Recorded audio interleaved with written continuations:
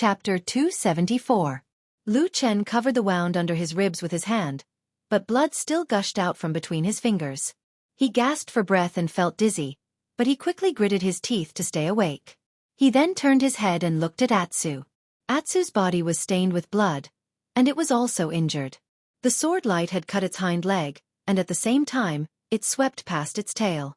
However, compared to Lu Chen, Atsu's injury did not seem to be a big deal.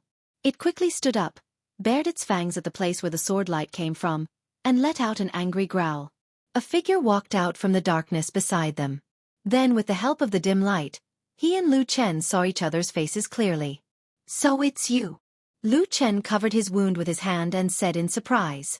The person who walked out from the darkness was the one who sneak attacked Lu Chen and almost killed him with a sword. It was the disciple of Kunlun, He. At this moment, He was dressed in a tight outfit, and his face was calm. It seemed that the steady, accurate, and almost perfect sword attack just now was not something to be happy about. However, when he glanced at Atsu, who was baring its fangs and looking fierce, his eyes showed a trace of surprise and admiration. "This dog is not bad," he said. Lu Chen coughed a few times, and only felt that there was a burst of cold in his body. It was probably because too much blood had flowed from the wound under his ribs, and the heat in his body had been taken away. He raised his head and looked at He. He did not scold him, nor did he beg for mercy. Instead, he asked, "When did you target me?" He also didn't seem to have any intention of making a move immediately. It was just that it was unknown whether he was toying with Lu Chen like a cat chasing a mouse, or whether he was actually somewhat fearful of this person. He said, "It's been many days. In fact, when you were at the snake forest, I had already found you." Lu Chen nodded, thinking that his intuition would not lie to him. He stared at him and suddenly asked, "Who exactly are you?" Lu Chen sneered and said, "You've chased me for so long and spent so much effort, yet you still don't know who I am?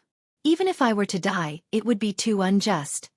He shook his head and said, "At first I thought you are only a devil cult evildoer, who sneaked into our Kunlun party to be a spy. No matter how high your position is, no matter how deep your cultivation is, I will think of a way to kill you.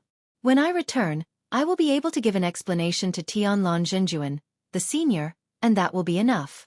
But along the way I realized, "Give Tianlan an explanation?" Lu Chen suddenly interrupted him. His expression suddenly turned cold and strange. "What explanation? Did he send you here to kill me?" Thousands of mountains and rivers away, in the towering Kunlun mountain that had changed from its old appearance to a new one, everything seemed very calm. But under the calmness, it seemed that everything was changing rapidly. Of the 4 famous and world-famous floating peaks in the forbidden area among the clouds in the sky, there were now only 3 left, and the winter peak had become a ruin in the mountain range below. The person who presided over the daily affairs of the Kunlun party changed from Immortal Idol Month to Immortal Qian Deng.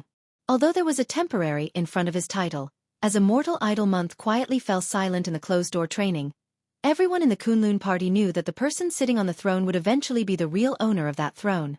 Many changes had taken place in the major halls of the Kunlun party. The most important change was, of course, the change of the chief of some powerful halls. Among them, everyone expected that the chief of Baichao Tang would change from Immortal Qian Deng to Immortal Mingzhu. But no one expected that the chief of Heavenly Soldier Hall, after Dukan Zhenren accidentally died in the battle with the demon beast, did not choose a successor from Heavenly Soldier Hall, nor did he let Dukan Zhenren's favorite disciple He take over. Instead, he sent an equally powerful Immortal Guangyang to take over. At the same time, the Iron Branch of the Kunlun party, which had always been weak, began to rise with Masato Kahara's appropriate choice. As everyone knew, the only person in the Kunlun party, Immortal Tianlan, valued Masato Kahara very much. For the first time in many years, he allowed him and a few other Iron Branch Yuanying Zenrens to ascend the mountain among the clouds in the sky. In addition to these obvious personnel changes, there were also some faint undercurrents surging in the Kunlun party. After firmly taking control of this famous sect, Immortal Tianlan began to reorganize the sect through his subordinates. Some powerful Yuanying Zenrens, many outstanding and talented disciples in the Jin Dan realm and the Foundation Building realm were selected. They were then told that they would receive an opportunity that they had never had before, to go to Zhengxianmeng to work. In the past, although Immortal Tianlan himself held a high position in Zhengxianmeng, The Kunlun party was different from the other famous sects, such as Qianji and Tianluo. They did not have the intention to be very close to or value Zhengxianmeng. Their disciples also rarely went to Zhengxianmeng to work, which formed a sharp contrast with the other big sections. The root of this was, of course, because in the past, Hakushin Jinkuan and Zhenren Idle Month were in power. If they sent people to Zhengxianmeng to work, wouldn't they be helping immortal Tianlan? Now that the situation had changed greatly, it naturally could not be mentioned in the same breath as before. But now, although his words carried enormous weight in the Kunlun mountain, immortal Tianlan didn't seem to have any desire to covet power. He didn't interfere with most of the sect's affairs and let Chendeng Zhenren handle them himself. Under normal circumstances, he mostly stayed on the summer peak in the sky. It was rare for ordinary disciples to see him, but perhaps it was because of this detached feeling that people respected him even more. In addition, there were always people who intentionally or unintentionally added fuel to the fire in the sect. Very soon, immortal Tianlan had a lofty godlike status in the hearts of the numerous ordinary disciples of the Kunlun party. As for what the truth was, it actually wasn't important. One day, Tianlan once again appeared in the Black Hill Pavilion in Kunwu City. Old Ma, who was guarding this deserted and run-down shop, originally thought that this lord had some secret business or some secret person to meet here. But to his great surprise, immortal Tianlan told him to close the door, saying that he only had something to say to him. Standing in the quiet small courtyard and looking at the tall and fat bald immortal Tianlan, old Ma subconsciously became a little nervous. He slightly lowered his head to look at the ground in front of him and suddenly remembered that every time this person came, Lu Chen was always the one facing him. So, every time this person came, did Lu Chen also have this kind of apprehension in his heart? Immortal Tianlan didn't carefully observe old Ma. After calling old Ma over, he very directly said to him, "Pack your luggage and go to the immortal city for me." He looked a little unhappy and even a little disgusted. Something probably happened in Fuyunji. Chapter 275. What's wrong? Old Ma was taken aback. A look of surprise appeared on his face as he asked, "What happened at the Floating Clouds Company?" Perfected Lord Tianlan snorted coldly. Xue Ying sent a message saying that after she returned to the immortal city, the people who went to the land of chaos have yet to return. Old Ma shuddered. "I remember that when Xue Ying came that day, she was here. You personally told her to bring everyone back." Perfected Lord Tianlan did not speak and only looked at him indifferently. Old Ma suddenly felt a chill in his heart. "You're suspicious of Xue Ying?" Perfected Lord Tianlan frowned slightly. After a moment of silence he said, "Not really. She's been doing well all these years and has not made any mistakes.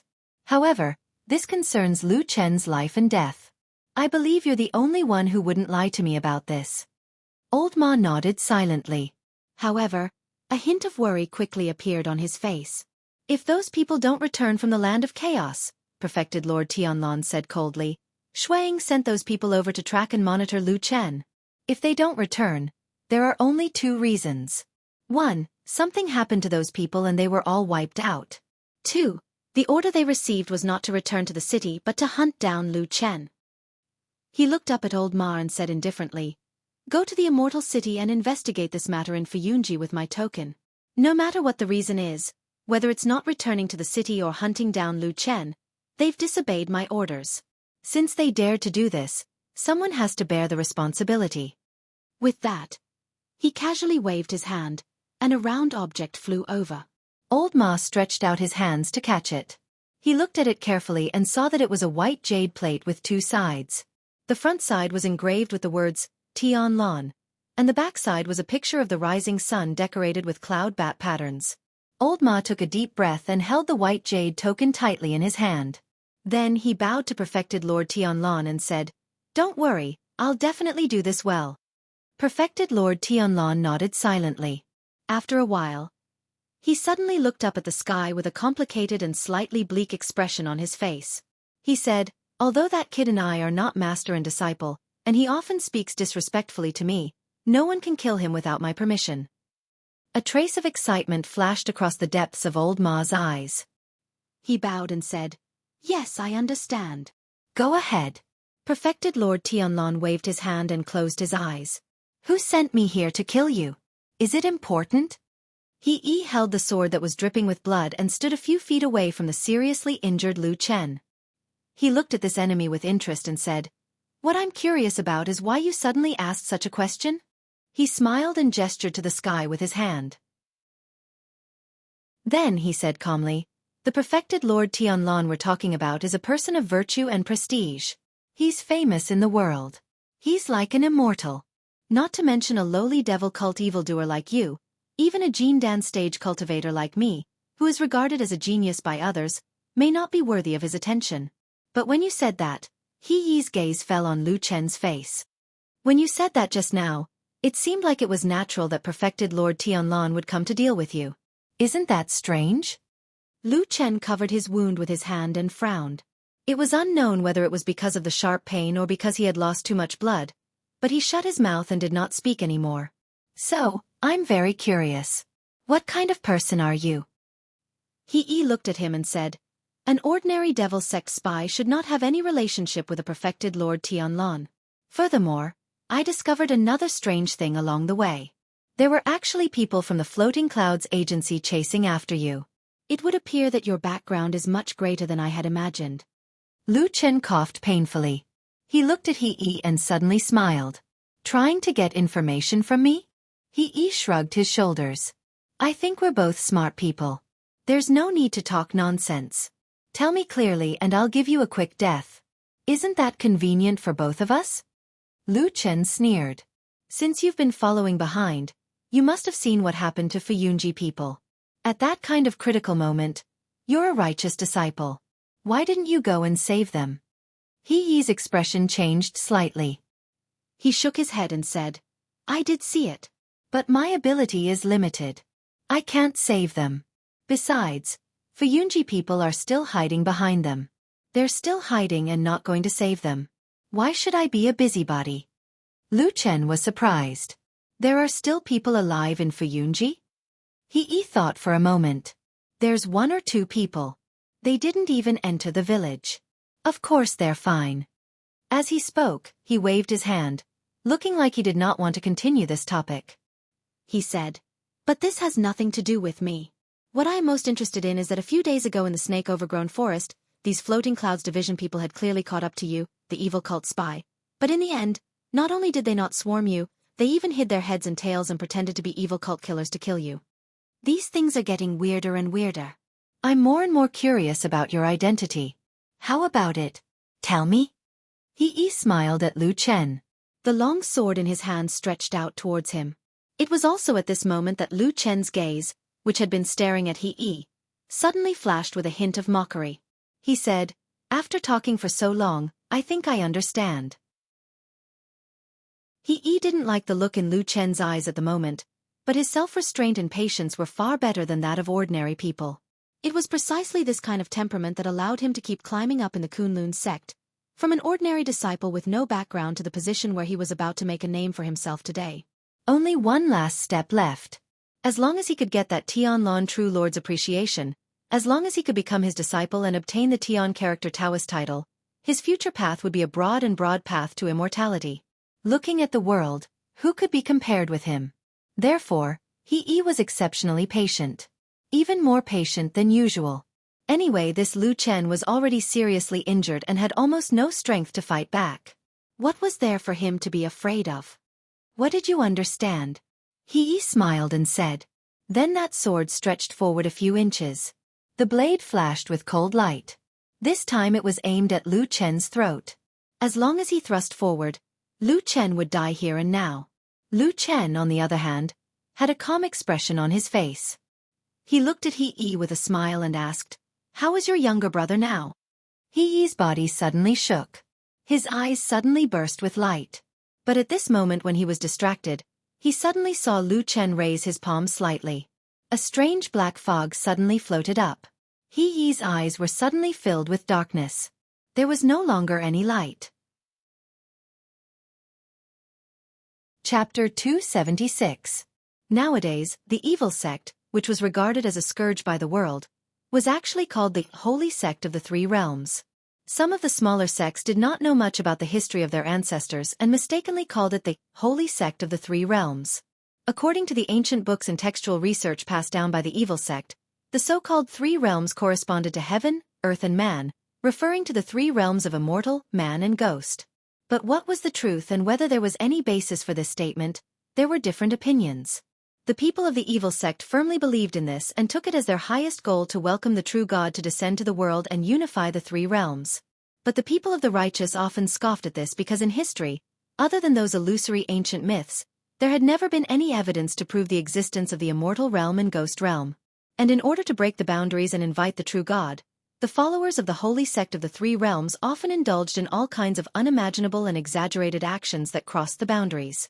Moving mountains and filling the seas were all small matters, and there were many cases of people being plunged into misery and suffering. This was what the people of the righteous couldn't tolerate.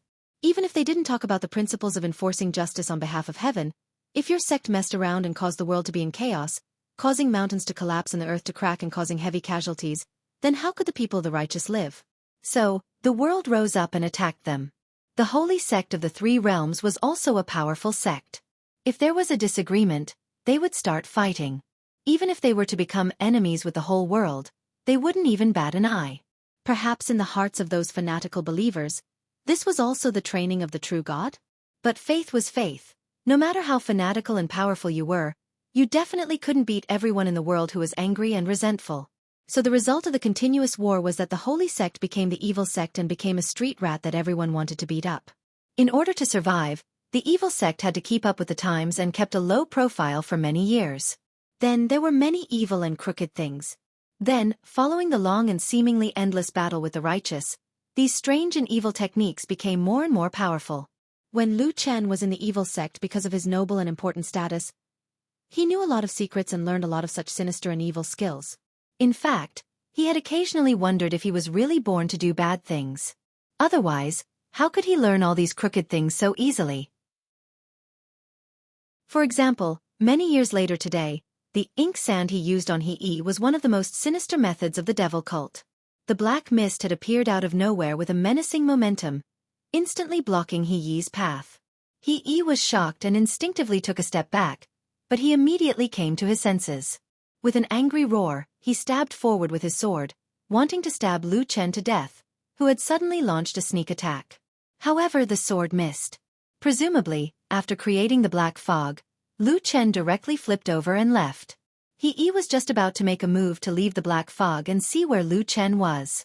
But suddenly, his eyes felt a sudden pain and tears involuntarily flowed down. At the same time, his eyes seemed to be stabbed by a knife. For a moment, he was in unbearable pain. He was shocked. His heart was shaken. The eyes were an important part of the body and extremely weak. Even if Jean Dan Fryer had tempered his body, the eyes were also one of the weakest parts. He did not dare to hesitate and retreated a few steps. At the same time, he closed his eyes and shook his left sleeve to disperse the fog. The spiritual sword in his right hand swept in front of him, guarding against Lu Chen's sneak attack. But he obviously thought too much. Lu Chen did not have the intention to hit him when he was down. A series of low growls were heard. He hugged Atsu and one man and one dog immediately fled. He cursed and retreated a few steps back. At this moment, there was no more black fog around his eyes. He immediately sat down and circulated his power to expel the poison. After all, he was the powerful Jean Dan Fryer. He's body was already far stronger than ordinary people. The black fog's poisonous gas could not cause too much harm to him. In fact, this was only an insidious little trick of the evil sect. It might be effective against ordinary cultivators, but against experts above the level of Jean Dan, it could only be used to disgust them. After about half a moment, He jumped up. But on his originally handsome face, there were more than a dozen black spots around his eyes. He looked really scary. He was caught off guard and actually fell for such a sinister little trick. It really made him unable to restrain his anger. He let out an angry roar that soared into the sky. He was unwilling to let the matter rest and directly chased into the distance. That night, He caught up with Lu Chen several times. But every time, Lu Chen would use some kind of more insidious tricks and spells. Some of them were really unimaginable and made He suffer a few times. But He soon discovered that these seemingly frightening and insidious tricks actually had limited effect on him. Under the protection of the powerful Jin Dan realm spiritual power, he only suffered some flesh wounds at most. But even so, as the number of times he suffered losses increased, he also became angrier. He hated Lu Chen more and more, and his attacks became fiercer and fiercer. However, every time when he caught up with Lu Chen, he would restrain himself from killing him in the middle of each fight. Because he wanted to capture this evil cult spy with an unusually mysterious background and interrogate him properly to find out what secrets he had and what relationship he had with true Lord Tianlan. And most importantly, why did he suddenly mention He Gang? Could it be that his brother's death had something to do with this person? Thinking of this, he felt as if his internal organs were on fire and his eyes were about to spit fire. Lu Chen and Atsu fled with all their might. But they were seriously injured, and he was a man with a solid foundation. The distance between them was getting shorter and shorter, and Lu Chen's escape methods were almost exhausted. Then, at a certain moment, they and he, who was chasing closely behind, suddenly heard a deep and vigorous sound of water. It was as if a giant dragon was roaring in front of them, striding across the vast wilderness of the chaotic land. Dragon River. Dragon River. The boundary river that separated the dangerous and unpredictable central region of the chaotic land from the outer region. After struggling for a long time, Lu Chen, who was exhausted, could only helplessly lie on Atsu's back and let it charge forward. Speaking of which, Atsu's endurance and speed were on full display during this escape. It was terrifying to the point that it did not seem tired at all. The only reason why Lu Chen was able to survive until now, other than those little tricks that were becoming less effective, was because of Atsu.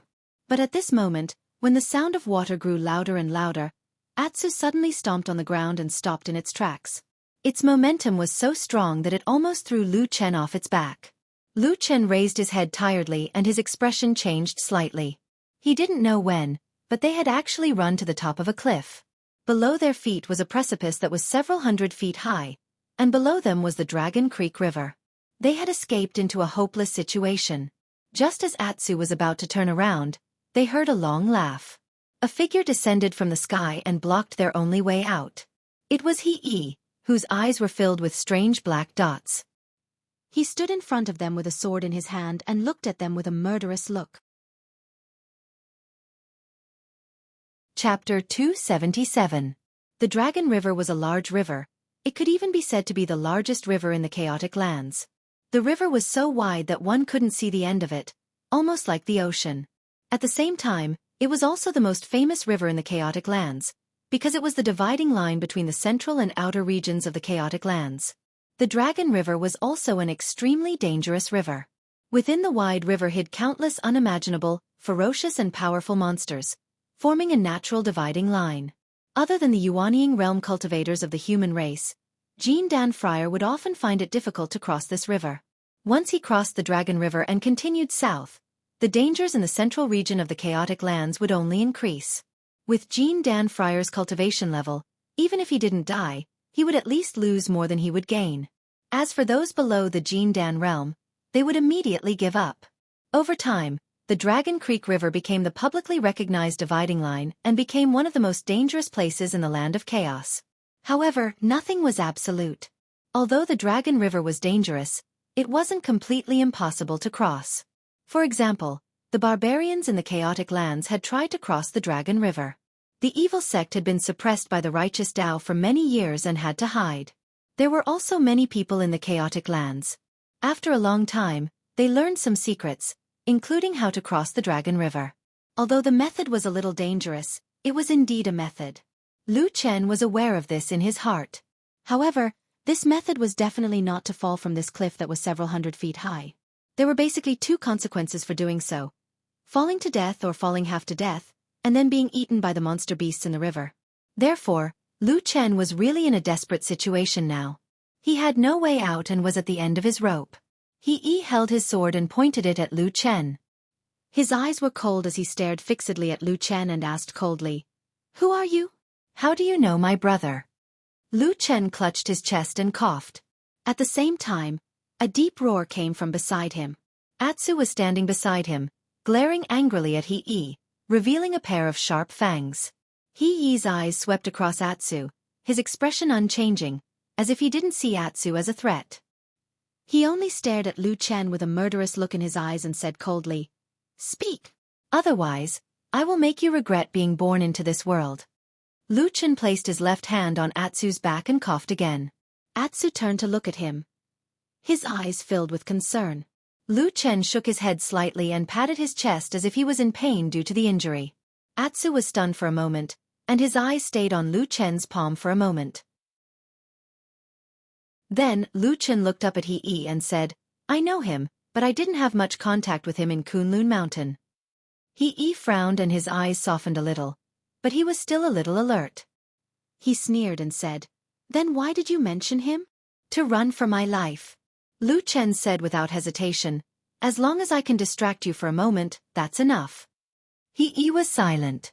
He looked at Lu Chen with a murderous look in his eyes, but he thought of the day his brother died. He saw the bloody handwriting under his brother's badly mutilated body.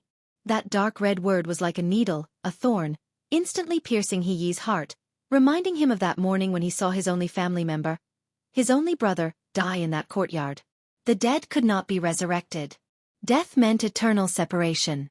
No matter how many regrets there were, they could not make up for it. He felt that he owed his brother, Gang, a lot. He should have taken good care of him and made him a talent. He had been obsessed with the path of immortality all his life and had no distracting thoughts. He only hoped that Gang could marry a wife or find a Taoist companion in the future so that the He family could continue its lineage. However, all of this eventually turned into smoke and dissipated. He thought silently, but raised the long sword in his hand. With a hint of a sneer, he stretched it towards Lu Chen and said, "What other tricks do you have? Just use them." Lu Chen did not move. He only smiled bitterly and said, "Forget it, I'll take it as you've won."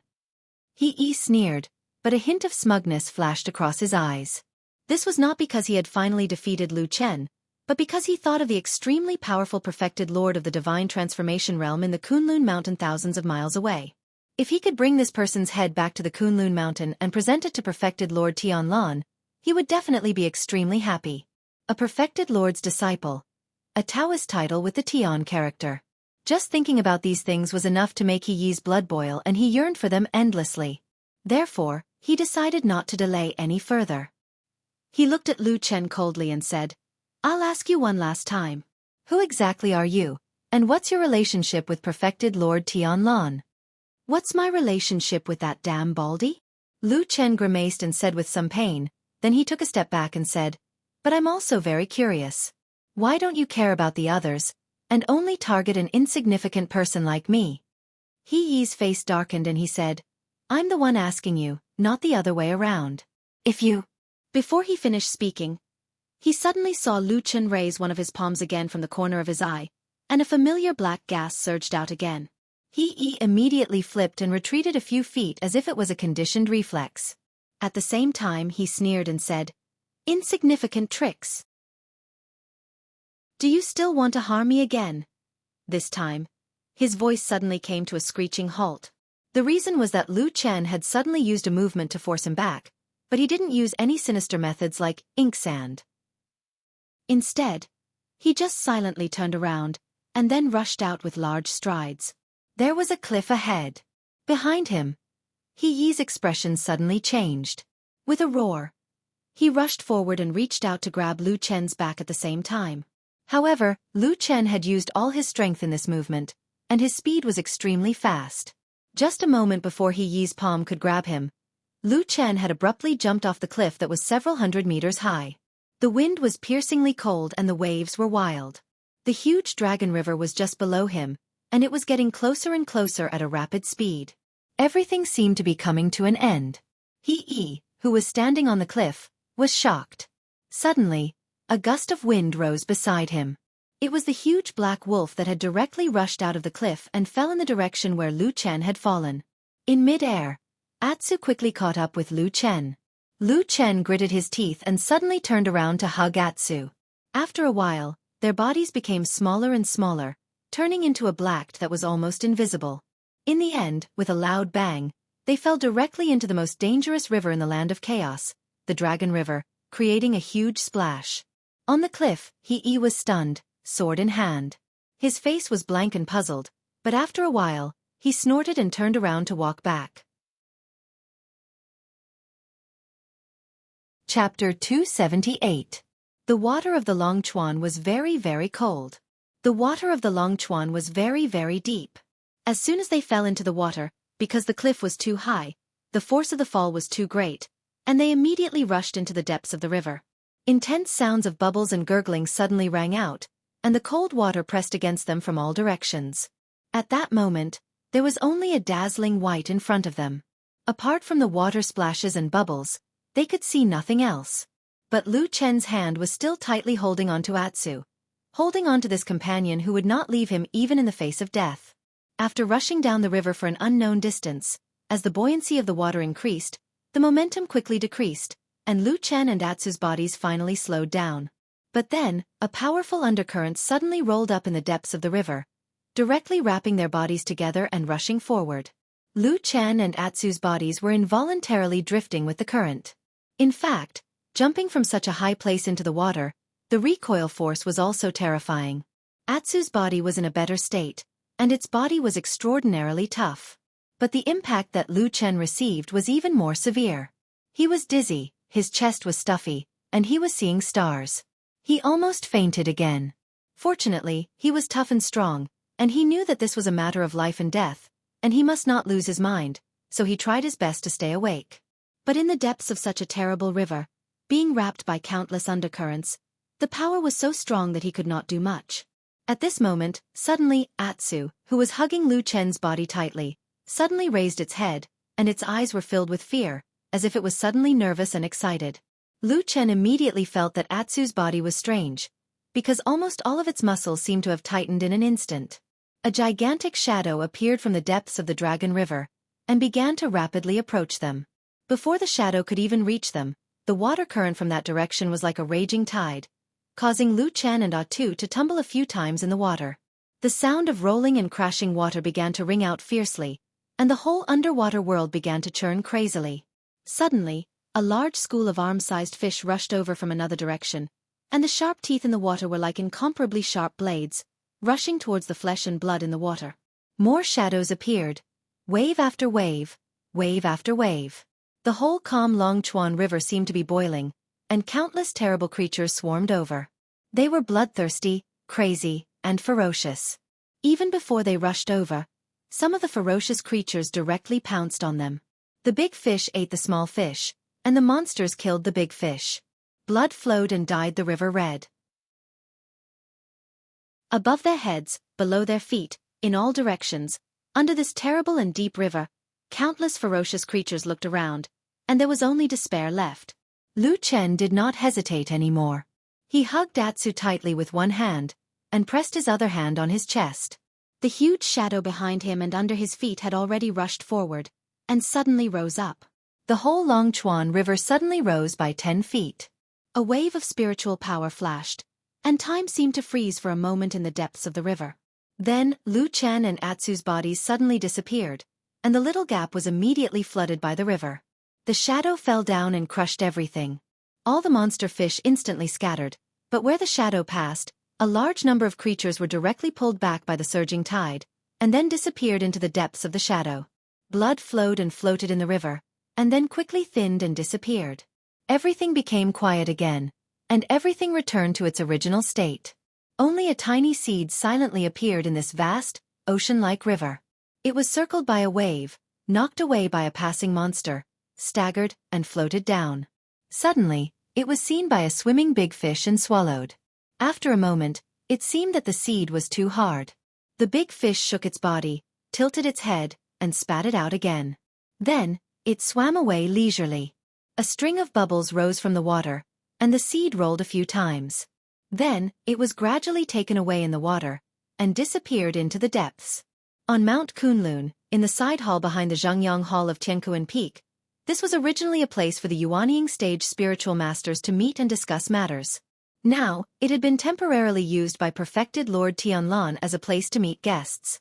Of course, with perfected Tianlan's current status, as well as his supreme prestige in the Kunlun sect, no one would say anything about it, not even the acting sect master Qian Deng, who now had great power. As time passed, It was getting longer and longer until the night of the intense changes of the full moon. The situation in the Kunlun party also became clearer and more stable. It seemed that everyone had accepted the current situation. In any case, they couldn't fight against the sect master, so they just accepted it. Otherwise, who would be dissatisfied and shout a few words at the deity transformation stage spiritual master? However, perfected Lord Tianlan usually didn't care too much about the chores in the sect. Most of the time, he let Chen Deng handle things. Most of the time, he was elusive, and it was rare to see him. However, on this day, he appeared behind the Zhangyang Hall and met a few people in the side hall. Xiaofan brought White Lotus and stood in front of the deity transformation stage spiritual master. Perfected Lord Tianlan looked down and sized up the little girl who looked to be in her early teens. At this moment, White Lotus seemed to be a little nervous. Her face was slightly pale, and she didn't dare to look directly at perfected Lord Tianlan. She just silently looked at the ground in front of her. After a long time, she didn't say a word and just stood there motionlessly.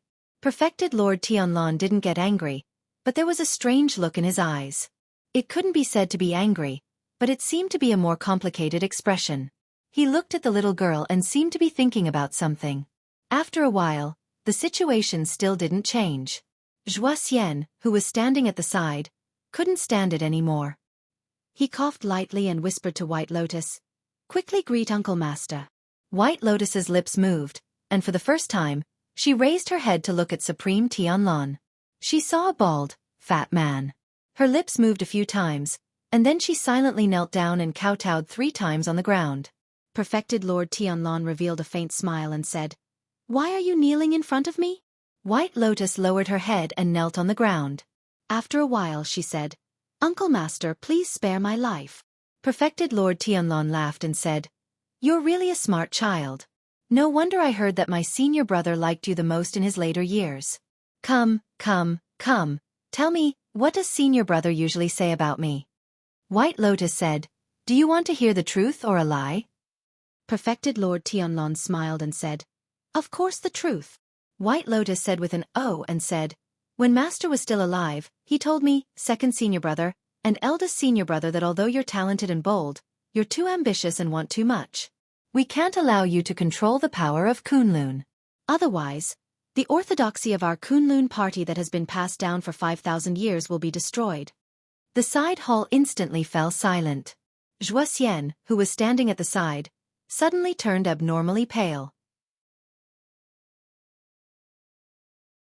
Chapter 279. Perfected Lord Tianlan was silent. His eyes flickered slightly as he stared at White Lotus. The hall was silent. If he didn't speak, no one dared to say a word. No one knew what he was thinking at the moment and whether he would be enraged or angry. If he was enraged, the hall would probably be filled with dead people. The atmosphere seemed to freeze and time seemed to stop as well. After an unknown period of time, Perfected Lord Tianlan suddenly stood up and walked down from his seat. He walked to White Lotus and stared at her for a moment before saying indifferently, "You're quite bold at such a young age. Did my senior brother teach you all this as well?" His fat body just stood there casually. He did not look ferocious, nor did he give off an oppressive aura. However, there was a majestic aura that made White Lotus speechless. After waiting for a moment, Perfected Lord Tianlan turned to look at Xiaofan and said, "What about you? Have you heard senior brother Bai Chen say these words before?" Under the bright and somewhat dazzling gaze of this soul formation perfected lord, Xiaofan's legs also turned to jelly. He laughed dryly and sweat appeared on his forehead. After hesitating for a moment, he still said softly, "Junior sister didn't lie. I've indeed heard Master say this once before." With his hands behind his back, Perfected Lord Tianlan slowly walked to the window at the side and raised his hand to look at the sky. His expression was indifferent and no one could tell what changes were going on in his heart. After a while, he said slowly, "Senior brother and I have known each other for a lifetime, but he never understood my feelings. It really makes me feel regretful. We're brothers.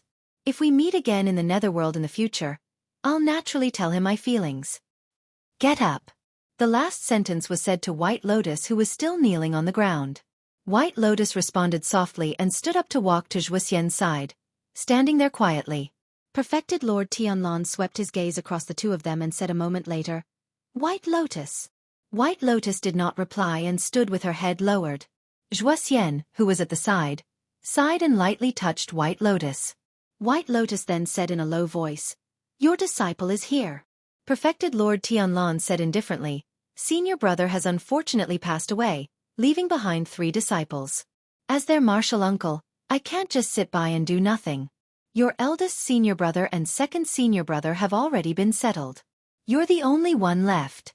At this point, White Lotus suddenly raised her head and glanced at Xian beside her. Xian's expression was calm and collected, as if he was indifferent to this. After a while, White Lotus slowly lowered her head again. "You're the only one who hasn't settled down. Speaking of which, your aptitude is extremely high and you're a rare talent of the 5 pillars. If you can cultivate in peace, you'll definitely bring glory to our Kunlun lineage in the future. However, given the current situation, I think you have 2 paths in front of you. Choose." The corners of White Lotus's mouth twitched slightly and a hint of anger flashed across the depths of her eyes. However, she still clenched her teeth and did not say anything. Perfected Lord Tianlan didn't seem to notice the slight change in her expression. He just said calmly, "First of all, I also feel pity for your outstanding talent. If you're willing, you can temporarily join me as an in-name disciple and cultivate first. If you're successful in the future, you can also formally acknowledge me as your master." Bai Lian was stunned for a moment, as if she was surprised by that. However, her face turned pale very quickly because Perfected Lord Tianlan's voice sounded again. "It's just that the Dermic Tao that I've learned is very different from Senior Brother Bai Chen's and it's incompatible.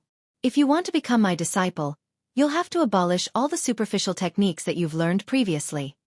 Xian, who was standing to the side, also had a slight change in expression.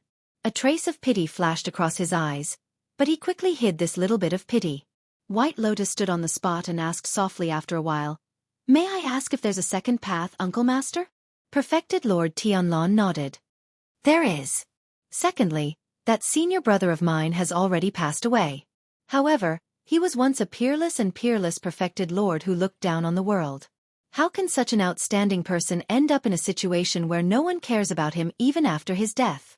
The rock mountain where Winter Peak crashed is senior brother Bai Chen's tomb. Since you're free now, go and keep watch for him. It won't be too late to come and find me when you've thought it through." White Lotus's body trembled slightly. She raised her head and wanted to say something, but she held back and turned to look at Xian. Xian nodded. "How about this, Uncle Master? Little junior sister has just returned to the mountain after all and is still unaware of some things. Furthermore, she's still young and insensible, so please give her a few more days. I'll send her to stay at the Rock Mountain first. Firstly, it'll be to keep watch for Master and secondly, it'll be to enlighten her. Is that all right?" Perfected Lord Tianlan replied, "Sure." Xian bowed deeply to him, then left with White Lotus. White Lotus seemed a little disappointed, but she still followed him obediently in the end. Just as they left, another person happened to walk in as well. It was He. Xian and He exchanged glances and nodded slightly before brushing past each other a moment later. Disciple He greets Perfected Lord. When there were only the 2 of them left in the hall, He walked to the back of Perfected Lord Tianlan, bowed respectfully, and spoke first. Perfected Lord Tianlan glanced at him indifferently before returning to the main seat and sitting down. "You're back. How was your trip to the land of chaos?"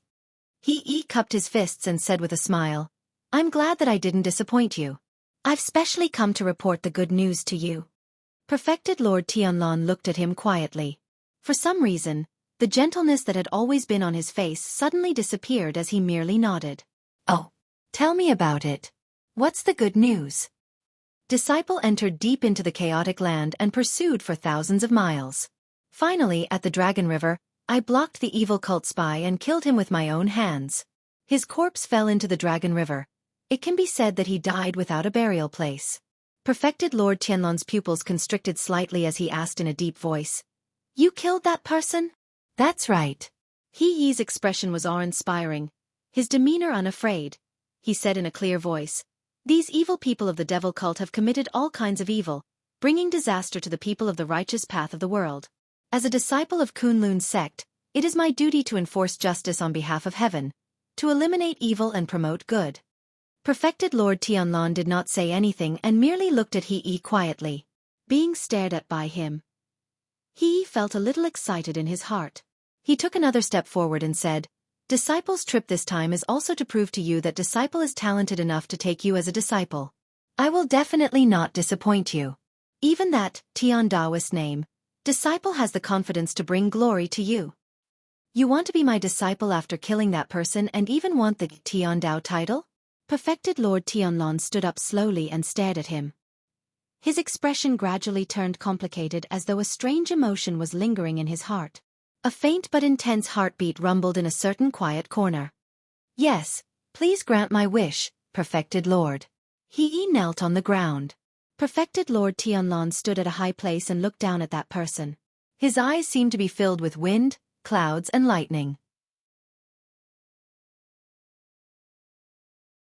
Chapter 280. The black tail moved on the ground, and a small piece of the tail was missing. The wound was smooth and neat, and it looked like it was cut by a sharp blade. After a while, the black tail curled up and hid under its body. Then, Atsu's ears suddenly pricked up, and its body, which was originally curled up on the ground, suddenly stood up, as if it was suddenly awakened from its sleep. It looked around in a trance and fear.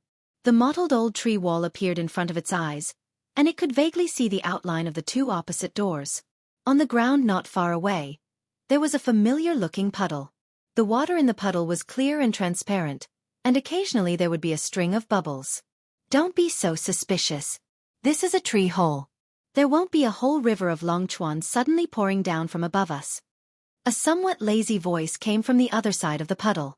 Atsu looked up and saw Lu Chen sitting with his back against the tree wall. He was frowning and changing the medicine on his wounds. Occasionally, he would grimace and say to Atsu, "Stupid dog, come and help me." Atsu jumped up and trotted to Lu Chen's side. It then used its teeth to bite the cloth that Lu Chen handed over to it. After Lu Chen applied medicine to the wound, with Atsu's help, the wound was safely and neatly bandaged up. At this moment, Lu Chen's complexion looked much better than before. His face was no longer pale, and there was a little redder. After he moved his arms and body, he nodded with satisfaction and said, "It should be fine in another 5 or 6 days. Atsu barked twice. Lu Chen looked at it and said with a smile, "How is it? Now you know how powerful I am? I have stored a lot of food, medicine, and all kinds of clothes in this tree hole. What do you call this?" "Humph, this is what you call foresight." Atsu's ears drooped, and he looked very happy. He even rubbed his head against Lu Chen's body. Lu Chen smiled and pushed its head away, then stood up and walked to one side of the tree hole. There was a large pile of things there, which looked like a hill. Lu Chen rummaged in it for a while, then took out 2 pieces of dried meat and threw them directly to Atsu. Atsu bit it and immediately began to chew. Lu Chen looked at Atsu and shook his head with a smile. Although he looked relaxed, there was still a trace of worry in his eyes. As early as when he was on the mountain of Kunlun, he had more or less a hunch in his heart. In order to be safe, he secretly prepared these things in this tree hole in secret. As a result, it really came in handy at the critical moment. However, even though he had considered all the details and had even included Atsu's portion, he had not expected that Atsu, the stupid dog, would have a huge appetite to begin with. After he had advanced to become a holy beast, this fellow's appetite seemed to have increased by more than 1-fold. Lu Chen found it hard to imagine how this big black dog could eat so much. However, when he thought about it carefully, there were actually some clues to the reason behind it. When they met again after the night of the full moon, Atsu almost no longer ate ordinary food. Its favorite food was the flesh of monsters full of vitality, and the fresher it was, the more it liked it. However, of course, there was no such condition in this tree hole, so after starving for a while, this stupid dog quickly lost the moral integrity of a holy beast. No matter what it was, as long as it could eat, it would eat with relish. However, the price of this was that its appetite was shockingly huge, and the food it had was rapidly decreasing. Besides that, there was another problem in front of Lu Chen that gave him a headache, and that was how to get out. In the past, when Lu Chen had this mysterious seed, he was extremely careful every time he went in and out of this mysterious tree hole. Not only did he have to choose an extremely secluded place, but he also chose to enter in the dead of night, so as to minimize all possible external interference. This was because it was extremely dangerous to go out after entering this tree hole. It was impossible to detect any changes in the outside world, and if someone were to ambush him, it would be extremely dangerous. It was precisely because of this that Lu Chen did not use the seed even though he had encountered a few dangerous moments along the way. It was only after he fell into the Longchuan River that he was forced to hide with Atu because the river water blocked his line of sight from the shore, and there were many monsters swarming towards him from the river. It was really a matter of life and death. Lu Chen had no choice but to hide in the river with Atu. However, it was easy to come in, but it was very dangerous to go out. At this time, Lu Chen basically knew nothing about the situation outside of the seed. If the seed was currently in the depths of the Longchuan River, the moment it went out, it would immediately be crushed to death by the huge waves. Even if it was not crushed to death, the countless monsters in the river, as long as the seed fell near them, it would basically die. Another example was that the Longchuan River was very long, but no one knew where the river flowed to. They only knew that the river would eventually turn into the depths of the disorienting lands. In other words, when they went out, even if the seed was not in the Longchuan River, it was very likely to be in the more dangerous central region. Once they went out, they might open their eyes and see a monster the size of a mountain slapping them. In short, if they had no other choice but to hide in the tree hole, the situation would be really troublesome when they went out. Lu Chen thought about this for a long time, but ultimately could not come up with a good idea. In the end, he could only put these thoughts aside. This mysterious and ancient tree hole was isolated from the rest of the world. There were two clearly defined doors embedded in the tree wall, but they couldn't be opened at all.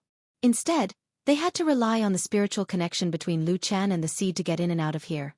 However, it was strange. Although there was no airflow or wind in this tree hole, it was not stuffy at all. Also, there was a puddle on the ground of the tree hole. These days, whether it was Lu Chen or Atsu, they had been drinking water from it, but the clear water in the puddle did not subside at all. It looked like this small world was self-contained. If there was enough food, and if one was not afraid of being lonely all year round, one could really live in this place for a long time. However, the food that Lu Chen brought seemed to be a little tight, and he himself felt that if he stayed in this tree hole for too long, he would most likely go crazy. Therefore, he had to leave this place sooner or later. Yes, he had to leave before he starved to death. Lu Chen thought so in his heart. Then he walked to the edge of the puddle and squatted down. Atsu buried its head in eating the meat that was destined to not be full. It looked up at Lu Chen and thought for a moment. A dog paw stretched forward, but it pushed a piece of meat in front of Lu Chen. Lu Chen looked down and laughed. He reached out and touched Atsu's head. He smiled and said, "I'm not hungry, you can eat it yourself." Woof. Atu obediently scooped up the piece of meat and looked very happy as he continued to tear it apart. Lu Chen looked at the water. A long time ago, when he came here for the first time, the water was not so transparent. At that time, the entire puddle was filled with unimaginably abundant life essence, and even the color of the water was light green. But now, things had naturally changed. At this moment, the water was clear and transparent, and it could be seen at a glance. When Lu Chen looked over, he could still see the strange cluster of black fire at the bottom of the puddle, burning silently in the water. At the same time, not far from the black fire, there was a spirit herb about the thickness of a baby's arm, white and tender in color, and shaped like a lotus root. It was one of the spirit herbs that Atsu stole from the Kunlun party's fragrance garden during the big earthquake in Kunlun Mountain. It was called black mud lotus. On that day, Lu Chen hid those spirit herbs in this tree hole, and the other spirit herbs were placed on the ground. Only this black mud lotus could not survive without water, so it was thrown into this puddle that day. After that, things happened one after another, and there was almost no time to breathe. Lu Chen almost never came here again, so he had long forgotten about this matter. But at this moment, when he looked at this black mud lotus again, Lu Chen suddenly frowned slightly. He felt that there was something strange. It was just separated by a layer of water, but the black mud lotus under the water was somewhat blurry and could not be seen clearly. After he pondered for a moment, he rolled up his sleeves and knelt by the water. Then he slowly reached his hand into the water and grabbed the black mud lotus. Atsu, who was eating at the side, also seemed to feel something. After looking over, he also stood up, rolled up his tongue, and walked over to look into the water. This originally quiet tree hole, at this moment, suddenly seemed to be even more silent.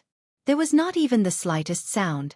Only when Lu Chen's hand reached in, the water splashed, and the bubbles rose, making a little crashing sound.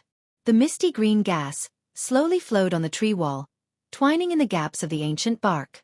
There were also the two doors that had been silent for a long time, as if they were silently staring at the human below. That hand reached into the water and grabbed downwards. The water rippled and slid, and then a string of bubbles of different sizes rose up. For some reason, the bubbles appeared particularly bright and lustrous. In every spherical bubble, there was a reflection, which was Lu Chen's face. As if thousands of illusions of the world were gathered here. Lu Chen's hand paused for a moment. He stared at these bubbles, and after a moment, he continued to reach downwards. This piece of water began to shake, as if there was a very slight wave, slowly surging. But after a moment, Lu Chen's hand finally touched the surface of the black mud lotus. There was a slippery feeling to the touch, as if it was no different from the feeling when he first obtained this spirit herb. Lu Chen's heart let out a sigh of relief. He raised his arm, and when he was about to stand up with it, suddenly his body stiffened. The black mud lotus swayed a few times in the water, and the water swayed even more violently, but this spirit herb did not leave the water. Lu Chen coldly looked through the water, and saw that one end of the black mud lotus had unknowingly pierced into the soil under the water, as if it had already taken root. And on the other side, the black fire not far away, also slowly swayed a few times. Chapter 281. Lu Chen's brows furrowed, and he was a little startled for a moment. He had experienced many twists and turns in the past, so he knew quite a lot about many kinds of complex spirit herbs. However, he probably only knew how to identify their shapes, appearances, and uses. Naturally, he would not carefully remember more. He knew about the black mud lotus, but after thinking for a long time, he couldn't remember if this spirit herb would take root and germinate by itself once it was placed in water. After pondering for a moment, he tried to pull it up again. Who knew that this black mud lotus seemed to have taken root very firmly? Even with his strength, he couldn't move it. Following Lu Chen's movement, the surrounding water seemed to be shaking more and more violently. A string of bubbles kept floating up, and at the same time, there was a gurgling sound of water. This sound echoed in this unusually quiet and mysterious tree hole. It seemed a bit abrupt, and for some reason, there seemed to be some echoes. Atu suddenly raised his head, his eyes looking up, and then he let out a low roar. Lu Chen's arm that was grabbing the black mud lotus paused for a moment. He looked back at Atsu. After a moment, he let go of the black mud lotus and slowly stood up. In such a big tree hole, the echo seemed insignificant and was slowly disappearing. The water around him also slowly calmed down, and everything quickly returned to its original state. Lu Chen didn't do anything else. He just frowned and looked at the surrounding ancient tree walls. His eyes seemed to have a thoughtful look. There was no day or night in the cave, and he didn't know the rotation of the sun and moon. Lu Chen could only rely on the speed of his own recovery to roughly judge the passage of time. When the wounds on his body were basically healed, Lu Chen also discovered that the food he stored in this tree hole was almost used up. That stupid dog, known as the Holy Beast, really ate too much. It seemed that no matter what, he had to go and gamble. He hoped that his luck would be good enough when he went out. If possible, with Lu Chen's temperament, he actually didn't want to gamble this time. However, he had already explored every inch of this mysterious ancient tree hole for so many years, and there was no other way out. He stood up and walked to the side of the tree hole. The items that were originally piled up like a small hill were now only a thin layer. Lu Chen's eyes swept across and began to squat down to clean up.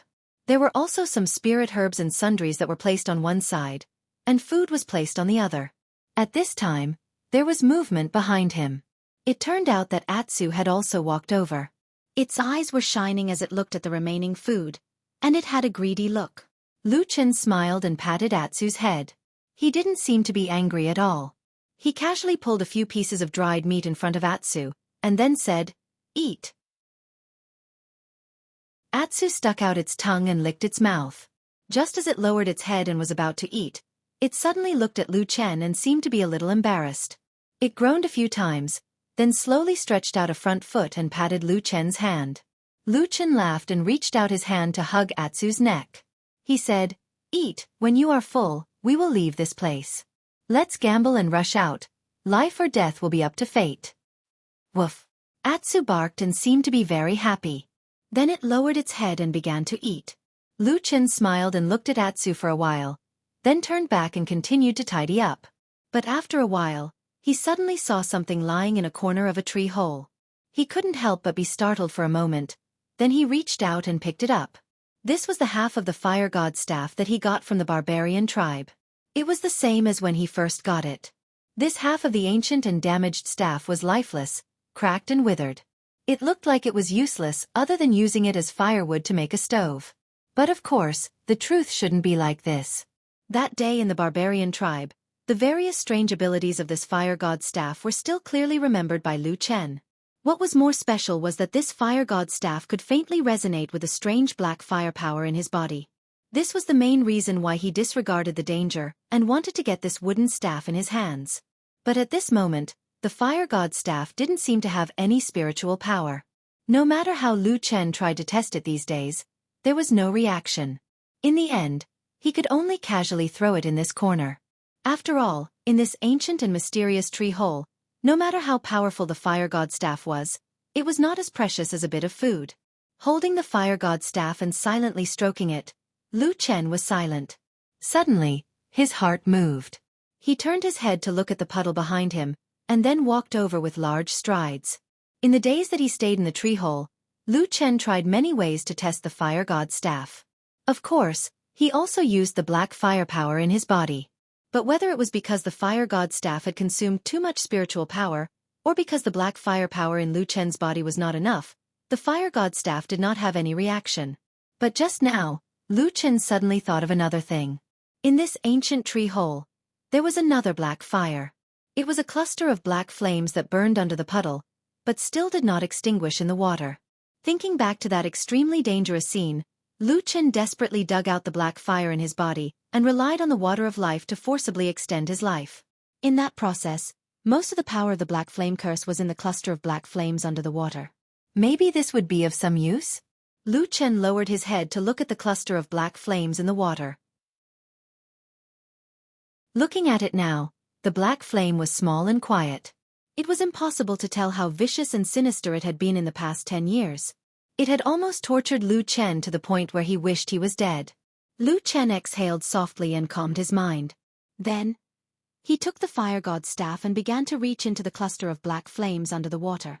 The moment the wooden staff entered the water, the clear water wet the wood.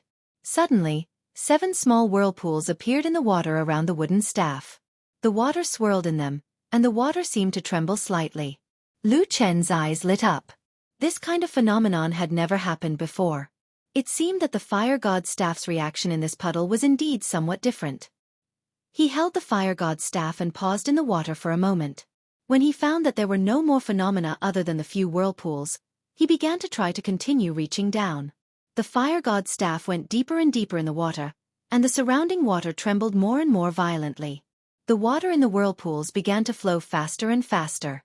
The surface of the entire puddle seemed to have faint ripples because of the violent tremors.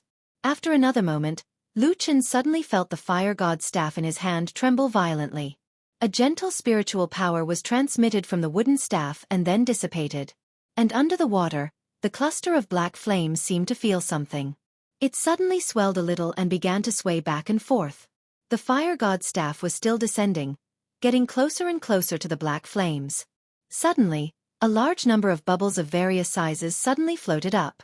It was unknown how many times more than what Lu Chen had seen before. The transparent outer walls of each bubble reflected all kinds of shadows, but they were not the shadows of Lu Chen. In those bubbles, there was the vault of heaven and earth, all things in the world, all living beings, the passing of time, the destruction of the void, the various states of life, the joys and sorrows of separation and reunion. Thousands of worlds were only in the illusory bubbles. Just like that, they were unguarded in front of Lu Chen's eyes. The body of the fire god's staff began to heat up. The withered old would seem to suddenly be reborn. Lines and lines of spiritual power appeared on the body of the staff, forming mysterious and strange runes that slowly lit up. At the same time, there was a whistling sound in the surrounding water, and the 7 whirlpools suddenly widened several times. The water waves jumped fiercely, and some even jumped out of the water. All the bubbles rushed to the surface of the water as if they were flying, and burst, bringing along the illusory bubbles into nothingness. On the surface of the water, the cluster of black flames violently swayed for a moment. Then, it left the bottom of the water and slowly floated up towards the fire god's staff. The fire god's staff trembled incessantly. It was as if it was extremely excited, welcoming the power that it had long desired. Like a clap of thunder in the silence, like a roar in the underworld, the dark eyes suddenly looked back from the depths of time, passing through the years, reaching the other shore and landing on him. The black flames lit up in Lu Chen's eyes, burning fiercely. At that moment, the black flames in the water finally landed on the fire god's staff. In an instant, all the totem runes on the fire god's staff lit up together. The surrounding water rumbled, and in a moment, it was as if a huge thunder roared. The entire pool of water rushed up 2 feet into the air, and then immediately fell back down. The fire god's staff trembled and whistled. It struggled free from Lu Chen's hands and floated up. It circled in the air a few times, and the black flames ignited from the tip of the fire god's staff. In the blink of an eye, it covered all the totem runes. It looked as if the entire staff was engulfed by the black flames, but it also looked as if the black flames had been reborn, burning fiercely on the ancient staff. A mysterious and vast power seemed to descend from the void, pouring into the fire god's staff. A burst of dazzling light shone, like the sun that could not be looked at directly. Lu Chen covered his eyes with his hands and took a step back. Then, he felt that the light gradually calmed down, and the majestic and terrifying power in the surroundings also gradually calmed down.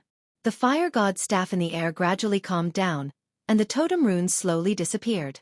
But at this moment, the fire god's staff no longer looked withered. The entire staff looked smooth and tough. In other words, the fire god's staff seemed to be more like a legendary divine treasure. Lu Chen stretched out his hand to catch the fire god's staff. He carefully tested it, and found that there didn't seem to be anything wrong. After a moment of silence, he tried waving it twice, but there was no reaction. Could it be that after making such a big commotion just now, it only became a slightly better-looking wooden staff? Lu Chen scratched his head. After thinking for a moment, he tried to circulate the power of the black flames in his body. Sure enough, there was a reaction. The totem on the fire god's staff quickly lit up, but it seemed that it was just like that. When the power of the black flames stimulated it, the fire god's staff also lit up at the same time. Other than that, there was no other strange phenomenon. There was neither the power to destroy heaven and earth, nor the means to kill the enemy. Lu Chen tried for a while, but it was still the same. In the end, he could only sigh, shrug his shoulders, and put it aside. Then he turned to look at Atsu and said, "Are you full? Let's go out." Chapter 282. Most of the things could be placed in this tree hole. Anyway, the seed was in Lu Chen's chest, so it was easy to take it out. However, some self-defense items had to be carried, such as the black dagger that Lu Chen was most comfortable with. As for Atsu, its sharp fangs were its weapons, so there was no need to prepare anything. When everything was almost ready, Lu Chen threw the last bit of meat to Atsu, then patted its head and said, "Eat more, I don't know what will happen later." Atsu obediently lowered its head and began to eat. Lu Chen sat down to rest, quietly waiting for the fateful moment to arrive. Thinking back to the scene when he just escaped into the tree hole, there was a high possibility that the outside of this seed was still under the incomparably dangerous Dragon River. If that was really the case, with the double threat of the boundless river water and ferocious beasts, it was really a hopeless situation with only a slim chance of survival. However, thinking about this at this moment was useless. He could only use the phrase, "leave it to fate," to mock himself. Anyway, staying in this tree hole would only mean starving to death, so he might as well take a gamble. Lu Chen slightly shook his head, shaking off these thoughts that troubled his mind. His gaze swept across the inside of the tree hole, and saw the half of the fire god's staff lying in the corner. After fusing with the cluster of black flames in the puddle, the current fire god's staff could be said to have changed. The surface was obviously much smoother, most of the cracks had also disappeared, and in many places, the faint lines of the totem runes could even be seen. And as long as Lu Chen held the fire god's staff and activated the power of the black flames, the fire god's staff would shine and brighten. But it was only shining and shining. Other than that, it was useless. Lu Chen had tried many times, and many methods, but he could not find the trick to activate the fire god's staff's power. Especially when he was in the barbarian tribe, the strange power of the fire god's staff seemed to have completely disappeared without a trace. It could be said that this fire god's staff was one of the most inexplicable and bizarre magical weapons that Lu Chen had ever seen in his life. However, once he thought that this thing was related to the equally bizarre and ferocious black flame curse, it did not seem strange anymore. Lu Chen held the Vulcan staff in his hand and played with it for a while. After pondering for a while, he put it aside. The origin of this magic treasure was mysterious, and the power it contained was astonishing. However, he didn't know how to use it. If he brought it with him when he went out, it would be very easy for him to accidentally lose it in some dangerous situation. That would not be good. After sitting for a while, Atsu had finished eating all the meat. He licked his lips and walked over with a satisfied look, which was rare for him. Lu Chen stood up and patted Atsu's back. He took a deep breath, smiled at Atsu and said, "Let's go." Woof. That familiar dizziness made him feel as if the world had turned upside down and the world was spinning. Everything in front of him was pitch black. It was as if he had passed through an endless starry sky, or as if he had passed through the deep sea. There was a constant roar in his ears, but he couldn't make out what exactly it was. That moment was supposed to be short, but it seemed strangely long. Lu Chen could even clearly feel his body floating and swaying, as well as the cold feeling coming from his surroundings. He subconsciously curled up his body, like a lonely child facing the dark night in fear. Then, light shone and sprinkled down. Bang! 2 bodies fell heavily to the ground. At the same time, there was a little splash. When Lu Chen woke up, his first reaction was to immediately grasp the black sword tightly and look around.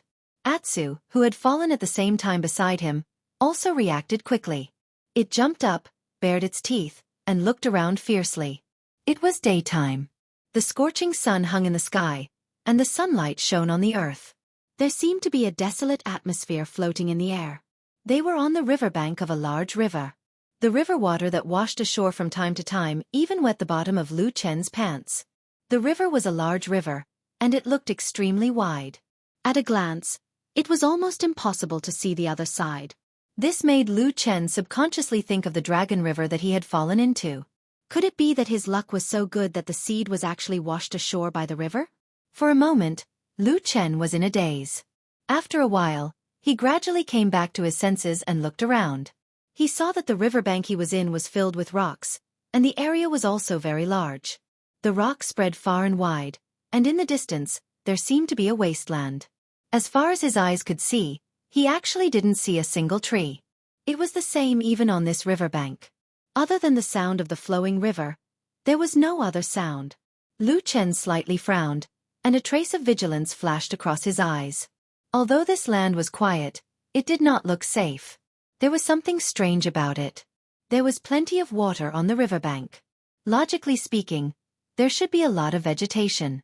However, not even a single blade of grass grew here, let alone any animals or monsters. The land was dead silent, as if there was no life.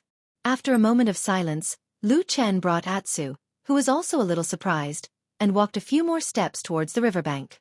After confirming that there was no danger around, he put away the black short sword in his hand and let out a long breath. Although this land still looked a little strange, no matter what, being able to stand on this land safely was already many times better than the terrible situation that he had expected before he came out. Now that he was temporarily safe, the next thing he had to do was to determine where he was. However, this was where Lu Chen ran into trouble. Apart from the fact that he could roughly determine that the river next to him was the Dragon River, Lu Chen had never heard of this desolate land. He did not know how far the seed had been washed away by the river during this period of time. Although the Dragon River was the boundary river in the central region of the Land of Chaos, in reality, the river still flowed into an unknown place in the depths of the Land of Chaos. Lu Chen faintly felt that he was currently somewhere in the central region of the Land of Chaos. After pondering for a while, Lu Chen finally decided to walk around. At the very least, he had to take a look before deciding. Although this place was full of danger, the good thing was that after surviving this calamity, his pursuers probably wouldn't be able to catch up to him for a while.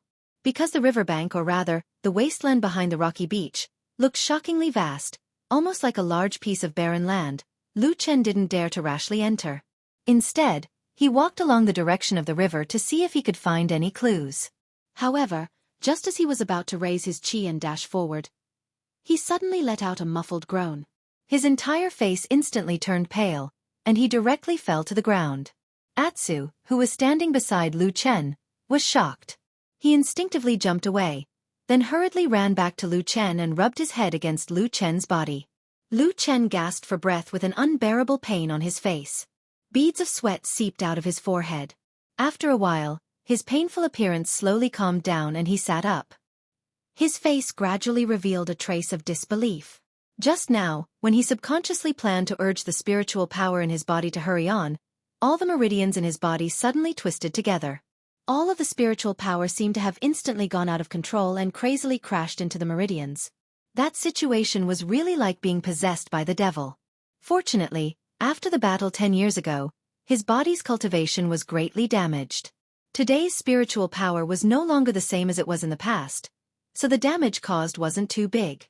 If it was any other Foundation establishment or Jindan Friar, it was very likely that they would be in danger of exploding. Lu Chen was really shocked. If he couldn't use spiritual power, he was almost no different from an ordinary person. If a slightly more powerful demonic beast came, he wouldn't have the power to protect himself. This place was completely desolate. It really was an extremely sinister place, dangerous and immeasurable. However, it was also at this time that Lu Chen's heart suddenly moved and he thought of something else. The situation just now was a little similar to the legendary deepest part of the Land of Chaos, where the 5 elemental spiritual power had reached the most chaotic and crazy place. It was said that the 5 elemental spiritual power in the deepest part of the Land of Chaos was chaotic and could not be absorbed at all. Even if one used their own spiritual power, they would immediately be affected by the outside world and suffer a backlash. It was one of the most dangerous places in the world. Lu Chen was stunned for a moment. The 5 elemental spiritual energy was so chaotic. Could it be that he wasn't in the middle of the Land of Chaos, but the most dangerous part of the Land of Chaos? Thinking of this, Lu Chen couldn't help but suck in a breath of cold air. It must be known that the center of the Land of Chaos was a place of natural danger, led by the Chaos Abyss, the spirit-shattering Sand Sea, and other dangerous places. It was a place that even a perfected Yuanian cultivator wouldn't dare to easily set foot in.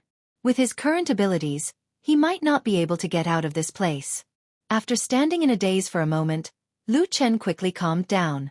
Since he was already in this situation, he could only take it one step at a time. He turned around and called out to Atsu before continuing forward. However, after taking 2 steps, he suddenly stopped and turned to look at Atsu. He said with some surprise, "Are you all right?" Atsu wagged his tail and skipped a few times beside him, looking rather pleased with himself. "Oh, I'm all right. That's great." Lu Chen smiled and said, "Come over and carry me." With this huge black wolf as a mount, the journey was naturally much longer. As for why this place didn't affect Atsu, it was probably because it was a demonic beast and didn't have any 5 elemental spiritual power. Lu Chen didn't know the reason and couldn't be bothered to think about it. After riding Atsu for half a day, a mountain suddenly appeared in front of him. It was a tall and majestic mountain that blocked out the sun.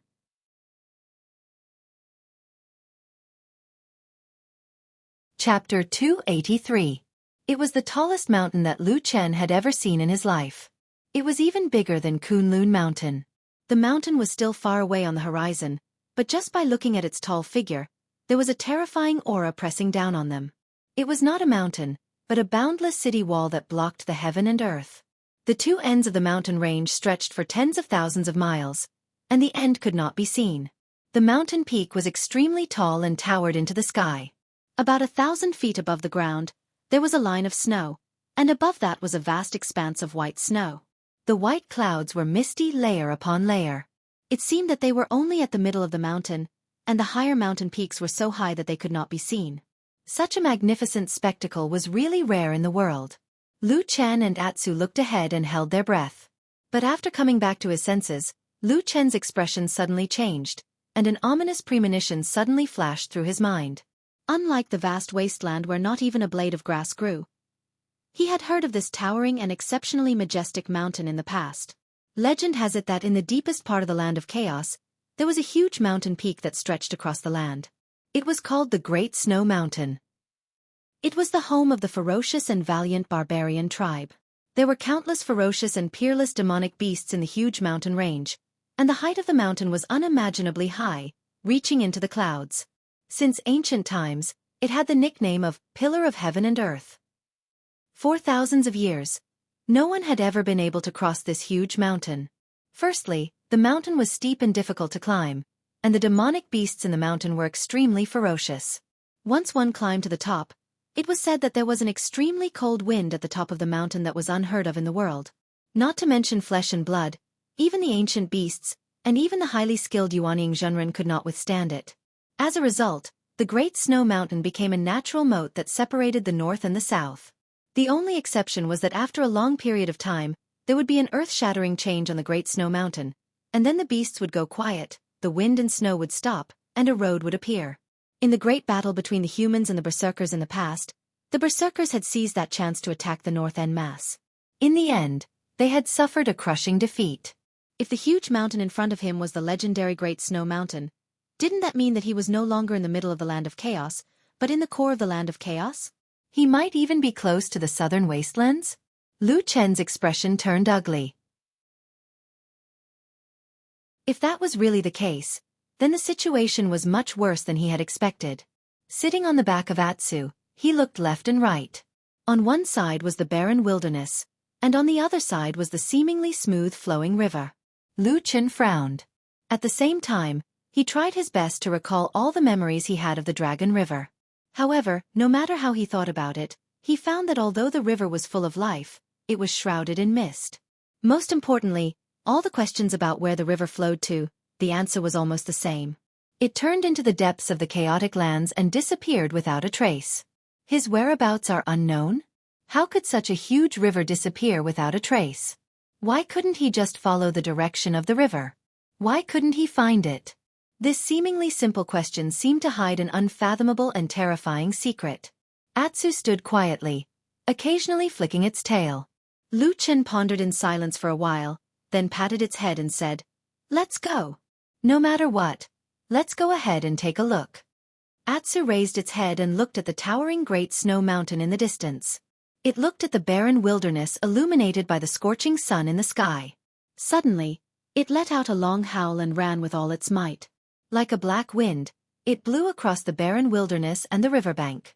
Countless rocks swept past them and disappeared from sight. This run lasted for a very long time. The river was frighteningly long. When the sky darkened, Lu Chen estimated that they had run for at least 100 or 200 kilometers, but the river did not seem to have changed. The scenery in front of them also did not change. It was still a stretch of desolation. This was the result of Atsu's extraordinary endurance after it had advanced to the Holy Beast rank. If it were any other demon beast, it would have collapsed from exhaustion. At dusk, Lu Chen and Atsu stopped and prepared to spend the night on this frighteningly large riverbank. The situation in front of him was very strange. Logically speaking, if he was really near the Great Snow Mountain, then there should be even more dangerous demonic beasts hibernating in the Land of Chaos. But after running for such a long time, Lu Chen had not encountered a single demonic beast. It was also very strange. Although it was a good thing that they did not encounter the threat of demon beasts, there was another problem. There was no food.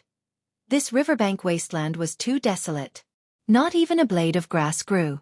Lu Chen and Atsu could not possibly live on rocks. However, Lu Chen and Atsu really ran over to look at some of the big and small rocks on the ground. But this place was really desolate. Other than rocks, there was only wasteland.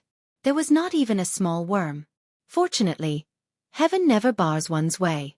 Although the riverbank was desolate, at least there was a big river next to it, right? Lu Chen thought of several methods and used almost all the means available to him. Finally, he caught a few fish from the water of the river. The fish in this river were also very different from the fish that Lu Chen had seen in the past. They were almost all different species that he had never seen before. Moreover, they were very fierce and aggressive. Lu Chen and Atsu were almost bitten. But it was also in the process of fishing that Lu Chen unexpectedly discovered that although he could not use his 5 elemental spiritual energy in various means, the power of the black fire seemed to be completely unaffected by the chaotic 5 elemental spiritual energy in this area. He could use it freely. It was also because of this that he was able to catch those big fish in the end. However, when Atsu ate the fish, it looked like it was in pain. From time to time, it would look at Lu Chen with some complaints. Lu Chen stared at the stupid dog and said, "It's good enough that you have something to eat. Isn't the meat a little sour? It's fine." That night, the riverbank was very dark and very cold. Lu Chen almost didn't sleep much. Fortunately, the night passed safely. There were no dangers that only existed at night, and no monsters suddenly crawled out of the river. After dawn, Lu Chen and Atsu continued to move forward. However, after running, Lu Chen quickly felt that today's Atsu was obviously faster than yesterday. At the same time, its body was stronger. Was it the result of eating the fish in the river? A few days ago, when they were hiding in the mysterious tree hole, Lu Chen basically gave Atsu ordinary meat. There was no essence or spiritual energy to speak of. As for the fish that lived in the river, it should be a kind of monster. This stupid dog was really picky. If he didn't give it good food, it wouldn't work. On this day, Atsu's speed was much faster than yesterday. When it was almost noon, the desolate and lifeless scenery that had always been the same finally changed. The first person to notice something wrong was Lu Chen. He saw that the river that had been flowing smoothly suddenly began to become a little turbulent. At the same time, the river seemed to be faintly narrowing. As they continued forward, a rumbling sound suddenly came from the originally quiet wilderness. It was like a thunderclap, like a landslide, and also like a torrent crashing against a hard rock. It made one's heart skip a beat. This time, without waiting for Lu Chen to call, Atsu first slowed down and looked forward. Lu Chen's face was a little dignified. He jumped down from the back of Atsu and looked into the distance. There seemed to be a vague black slowly wriggling in the distance. All the sounds came from that direction, and the river next to him was also flowing in that direction. It seemed that he finally found a result. Lu Chen narrowed his eyes slightly, looked at the darkness in front of him, and then suddenly patted Atsu's head and whispered, "You stay here, I will go and take a look." After saying that, he walked forward. When stepping on the uneven stone beach, Lu Chen suddenly found that there were some black marks on the surface of many stones under his feet. He paused for a moment, squatted down beside a stone with a black mark, and then found that it seemed to be traces of burning. When he stood up, he soon found that the stone beach he was standing on at the moment was almost full of such stones with black marks, and there were countless of them everywhere, covering an astonishingly large area. But, on this barren and desolate river beach, how could there be such a huge sea of fire burning? Things were getting more and more strange, and Lu Chen's pupils also slightly contracted. However, after a moment, he still continued to walk forward. However, after he had taken 3 to 5 steps, he suddenly heard a commotion behind him. When he turned around to look, he saw that Atsu had finally caught up to him and walked to his side. Lu Chen was startled, and then he showed a trace of a smile. He didn't say anything, just patted its back, and then one person and one dog continued to walk forward. After walking for a while, the darkness in front of him began to gradually become clear, and the river around him flowed more and more rapidly. The sound of the water was intense like thunder. When they continued to walk forward, an unimaginably huge pit, or a huge cave suddenly appeared in front of Lu Chen's eyes. At this point, the river suddenly made a loud noise, and countless streams of water rushed into the air, then turned into an unimaginably huge waterfall, flew straight down, and fell into the abyss. Yes, this was a dark abyss, a huge and bottomless abyss. The darkness condensed under the abyss, but there were countless light spots flickering in the darkness, emitting a silver-white light, shining like stars in the dark sky. Lightning flashed and thunder rumbled incessantly in the darkness, and one could clearly see that the starlight formed a beautiful picture. The darkness was like a tidal wave, floating and sinking in the abyss, forming a strange scene. When Lu Chen stood at the edge of this abyss, he looked like an insignificant ant, looking at the unimaginable miracle in this world in shock.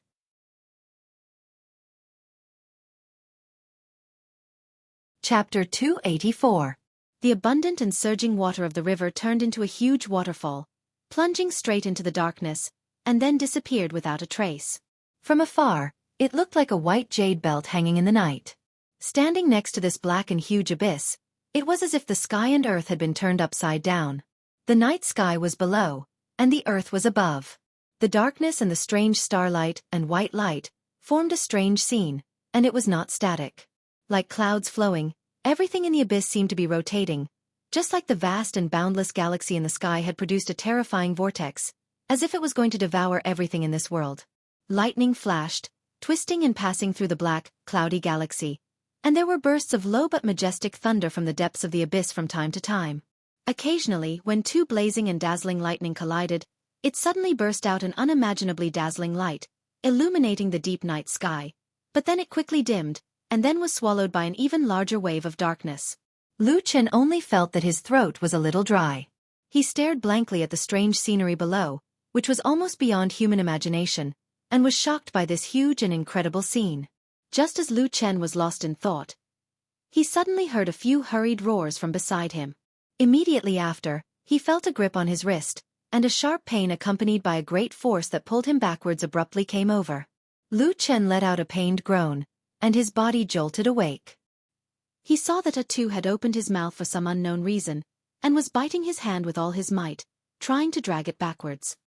He was shocked and angry, and just when he was about to scold, his body suddenly trembled, and he found that he had already walked to the edge of the abyss, and half of his foot was already hanging outside. If he took half a step forward, he would directly fall into this mysterious and terrible abyss. It turned out that just now, unknowingly, he seemed to have lost his consciousness. If it were not for Atsu, who was still awake and pulled him back, the consequences would be unimaginable. Lu Chen hurriedly retracted his foot, which was already halfway into the abyss, and took a few steps back. His face was a little pale, and he was gasping for breath. At the same time, he was horrified. This mysterious abyss seemed to have a strange power that could make people walk into a trap. It was really creepy. After a while, Lu Chen calmed down a little, but he didn't dare to look at this strange abyss anymore. He turned around and touched the head of Atsu, who was standing beside him. Just when he was about to speak, he suddenly saw the huge mountain in the distance. His body trembled again. In that instant, he suddenly knew where this place was. Under the Great Snow Mountain, in the Chaos Abyss. The Great Snow Mountain, the Primal Chaos Abyss, and the Shattered Spirit Sand Sea. These three places were the most dangerous and terrifying core areas of the Land of Chaos. When he and Atsu hid in the mysterious tree hole, the river water of the Dragon River had actually washed the seed all the way to the deepest part of the Land of Chaos. Even in the flourishing cultivation world of the human race, it had been many years since anyone had come close to the core areas of the Land of Chaos. These most dangerous places in the world seemed to have become legends. This result far exceeded Lu Chen's initial plans. One had to know that he had only wanted to take the risk to enter the central area of the Land of Chaos. After standing in place for a while, Lu Chen shook his head and sighed helplessly. He glanced at Atsu and found that Atsu was also looking at him with concern, as if worried that this man had been scared silly. "All right, at least we are still alive," Lu Chen said to Atsu in a self-deprecating manner and shrugged his shoulders. No matter what, standing so close to the Primal Chaos Abyss, one of the three most dangerous places in the Land of Chaos, was not a pleasant thing, even if it seemed like nothing had happened for the time being. "Let's go and take a look at the other places," Lu Chen said to Atsu and turned to leave. Atsu was just about to follow when all of a sudden, the black wolf's fur stood on end and it bared its fangs. It let out a ferocious growl once again, as if it had seen a terrifying beast, revealing a look of terror. Lu Chen was shocked. Just as he was about to comfort Atsu, he suddenly felt the ground beneath his feet shake violently. Then, several earth-shattering claps of thunder rang out from the Primal Chaos Abyss. Lu Chen turned to look in the direction of the sound and saw that the river in the distance, which had already become turbulent, suddenly began to twist and ripple. In the huge abyss, black waves surged violently, each wave higher than the one before. Lightning was swimming around crazily. Rays of starlight shone brightly. The darkness was full and surging. The dark vortex spun faster and faster. Suddenly, there was a moment when everything stopped. Heaven and earth held their breath and all things froze. All of a sudden, a loud noise that seemed to tear the sky and shatter the vault of heaven rang out from the abyss of chaos. A dark torrent rushed straight up to the sky from the depths of the whirlpool. All the clouds and mist were scattered in front of this terrible dark torrent. They could only stare at this strange scene that pierced through the sky. The clouds in the sky changed color. After a while, the giant black pillar gradually shrunk and disappeared. The Primal Chaos Abyss slowly regained its calm. Lu Chen was shocked. Suddenly, he saw a small black dot appear in the sky. The black dot fell from the sky at a very fast speed. It gradually became bigger and bigger in his sight. It turned out to be a fist-sized black stone burning with flames. With an astonishing whistling sound, it fell from the sky. After a while, it smashed heavily on the ground hundreds of feet away from Lu Chen and Atsu, making a deafening roar. The ground trembled, and the black fire burned high into the sky. The ground was immediately scorched black. At the same time, sand and stones flew. Obviously, the force of the impact was astonishing. Lu Chen looked at the burning flames and the big pit on the ground. Suddenly, his face changed. At that moment, he suddenly thought of the black marks left on the ground. Go! He suddenly let out an angry roar, flipped over and jumped onto Atsu's back, hugged its neck and shouted, "Run!" Atsu seemed to have sensed something. It let out a long roar and rushed out with all its might. At the same time, in the boundless sky, a second black dot appeared, then a third, a fourth. More and more, until it was impossible to count. The entire sky was filled with black falling rocks, carrying with them endless flames and terrifying whistling sounds as they fell to the ground. Atsu roared and ran. Its body was as agile as lightning. It jumped and weaved, and even the rocks of different heights couldn't stop it. But soon, the burning black stones that fell from the sky began to hit the ground. At first, it was one or two stones. Soon it was too much for the eyes to take in. The roar was deafening. The sound of explosions and the trembling of the ground were endless. The burning flames began to spread across the land. Every falling boulder would cause a sea of fire and a large amount of sand and dust. Carrying Lu Chen on its back, Atsu desperately ran away in this doomsday-like scene. It passed through every narrow gap and dodged the feast of the Grim Reaper. Even if the flames burned its skin and flesh, it didn't flinch. There were many times when it was only a thin line between life and death. The terrifying rain of fire covered the land. If Atsu made the slightest mistake, it and Lu Chen would stay on this land forever. But in the end, Atsu still roared and rushed out with its body covered in flames and dust. It avoided the falling stones along the way and left the seemingly endless rain of fire behind. The thrill of the journey was indescribable. Even Lu Chen himself felt that he was in a desperate situation and couldn't escape anymore. But in the end, Atsu, the magical holy beast that was only good at escaping, exerted all its strength and finally brought him out. When the rain of fire subsided and the world became peaceful again, Lu Chen and Atsu stood at the edge of the land that had become a sea of fire. When they looked back, they were both speechless. At this moment, their bodies were all gray and black. Lu Chen's clothes and Atsu's fur were torn and burned in many places. And in the place where they were just now, no living creature could survive within a radius of more than 100 miles. Lu Chen finally knew where the black marks on the stones that he saw before came from. A dangerous place like the Chaos Abyss was indeed extraordinarily terrifying. And when he looked back into the distance, a desolate and withered wasteland appeared in front of him. It was boundless. "Let's go, Atsu," he said softly. Atsu responded in a low voice. It wagged its tail and followed him into the vast and desolate distance. At that time, the sun was setting in the west. Under the setting sun, their shadows were particularly long and thin, and they were cast on the desolate and boundless desert.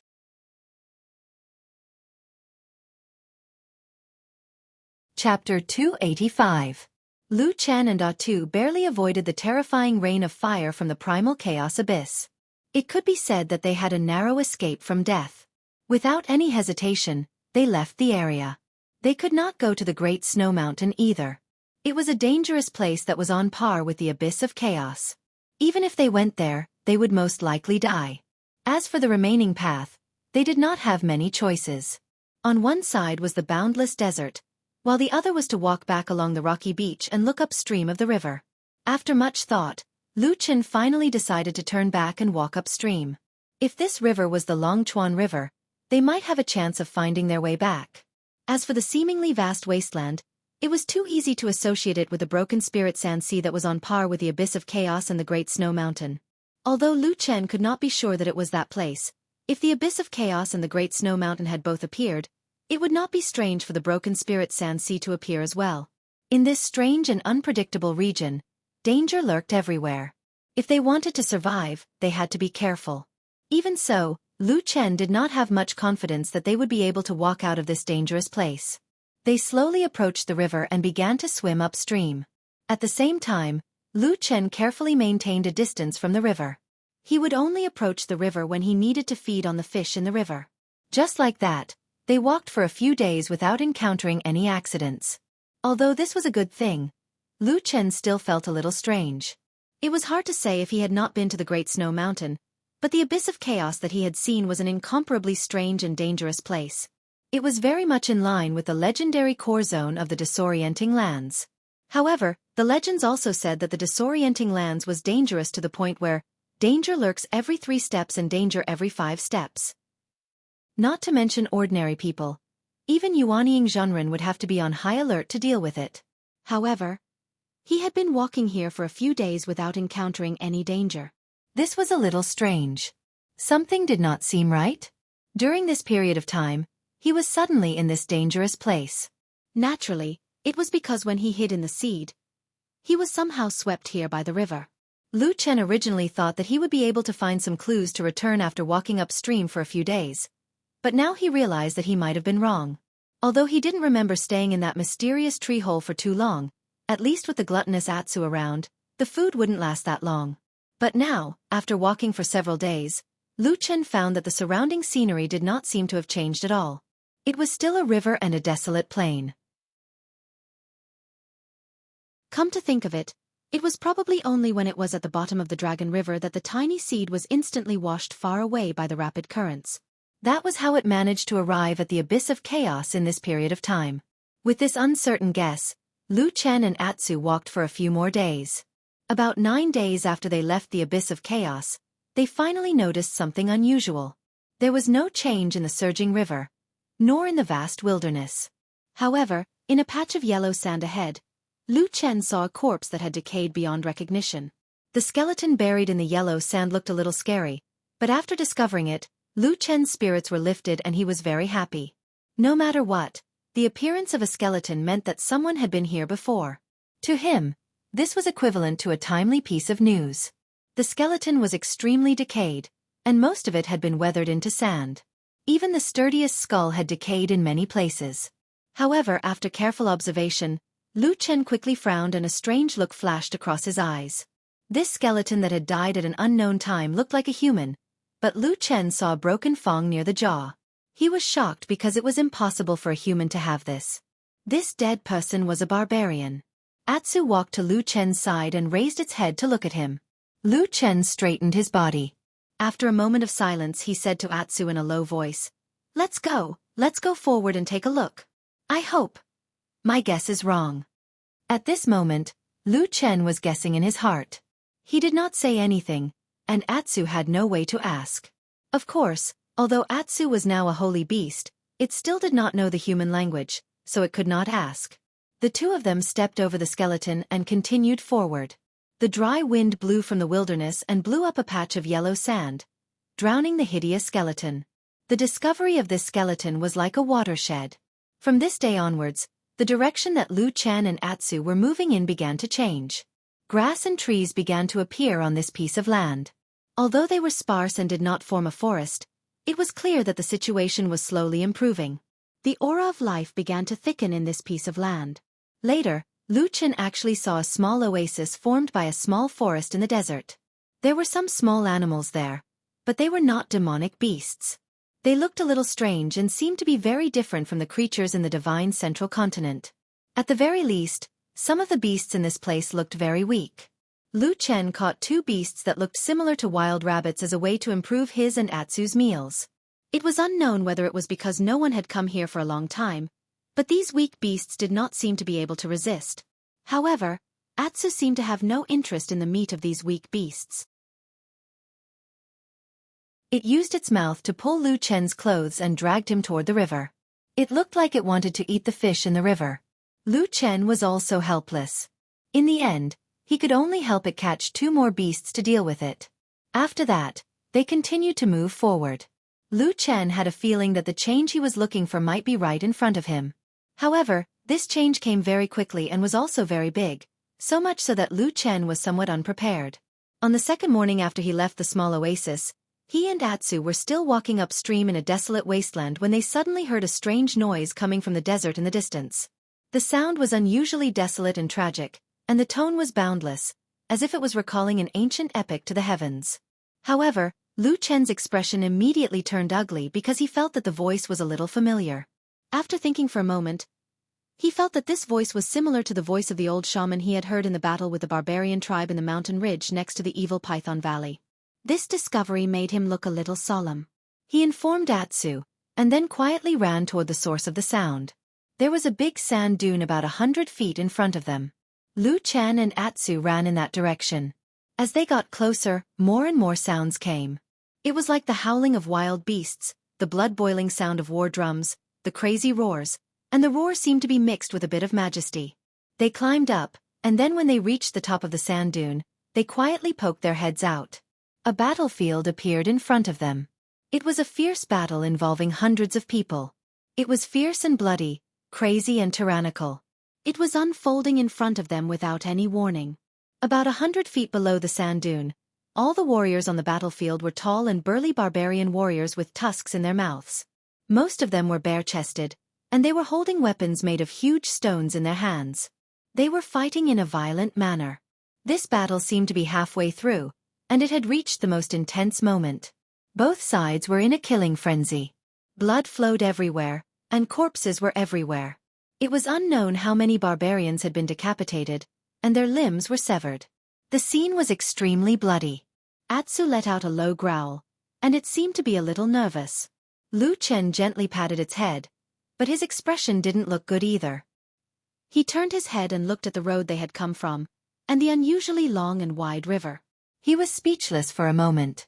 Such a fierce battle between barbarians must be a war between two big tribes, and it was impossible for such a situation to happen in such a dangerous environment like the chaotic land. He secretly smiled bitterly, with a bit of self-mockery. He whispered to himself, "I've actually been washed to the southern wilderness." Yes, it was very likely that Lu Chen and Atsu were in the southern wilderness, where only the barbarians lived. The great snow mountain and the abyss of chaos he had seen were all real. But what was different from what he had imagined was that he and Atsu were now on the other side of the most dangerous area in the chaotic land. Perhaps, he was the first human to set foot in the southern wilderness in thousands of years? Of course, this wasn't something to be happy about. The southern barbarian territory had been separated from the chaotic lands for thousands of years, and there were almost no humans here. Moreover, if the legends were true, there were many barbarians who had the vile habit of eating human flesh. Similarly, if this was the southern wilderness, it could finally explain why the spiritual power of the 5 elements was so abnormal that it almost crippled Lu Chen's cultivation. On the other hand, the power of the black flame in Lu Chen's body was not damaged at all. It was probably because this power originated from this place. He smiled bitterly in his heart, and also had a headache about how to survive in the future. But with a loud roar, Lu Chen's attention was quickly drawn to the battle. He saw that at the back of one of the barbarian tribes, there seemed to be someone who was finally dissatisfied with this bloody and indecisive war. Then, a barbarian dressed in black and looking like a priest walked out. He raised his hands to the sky, and loudly chanted an incantation. After a while, a magic tool appeared in his hand, which seemed to be a piece of yellow wood.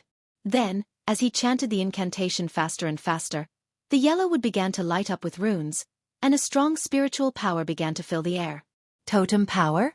Lu Chen's expression immediately turned solemn. This scene was very similar to that of the barbarian tribe he had seen in the disordered land. He just didn't know if the effect of this priest's spell would be the same as that of the old priests. Lu Chen stared at that side, his eyes shining.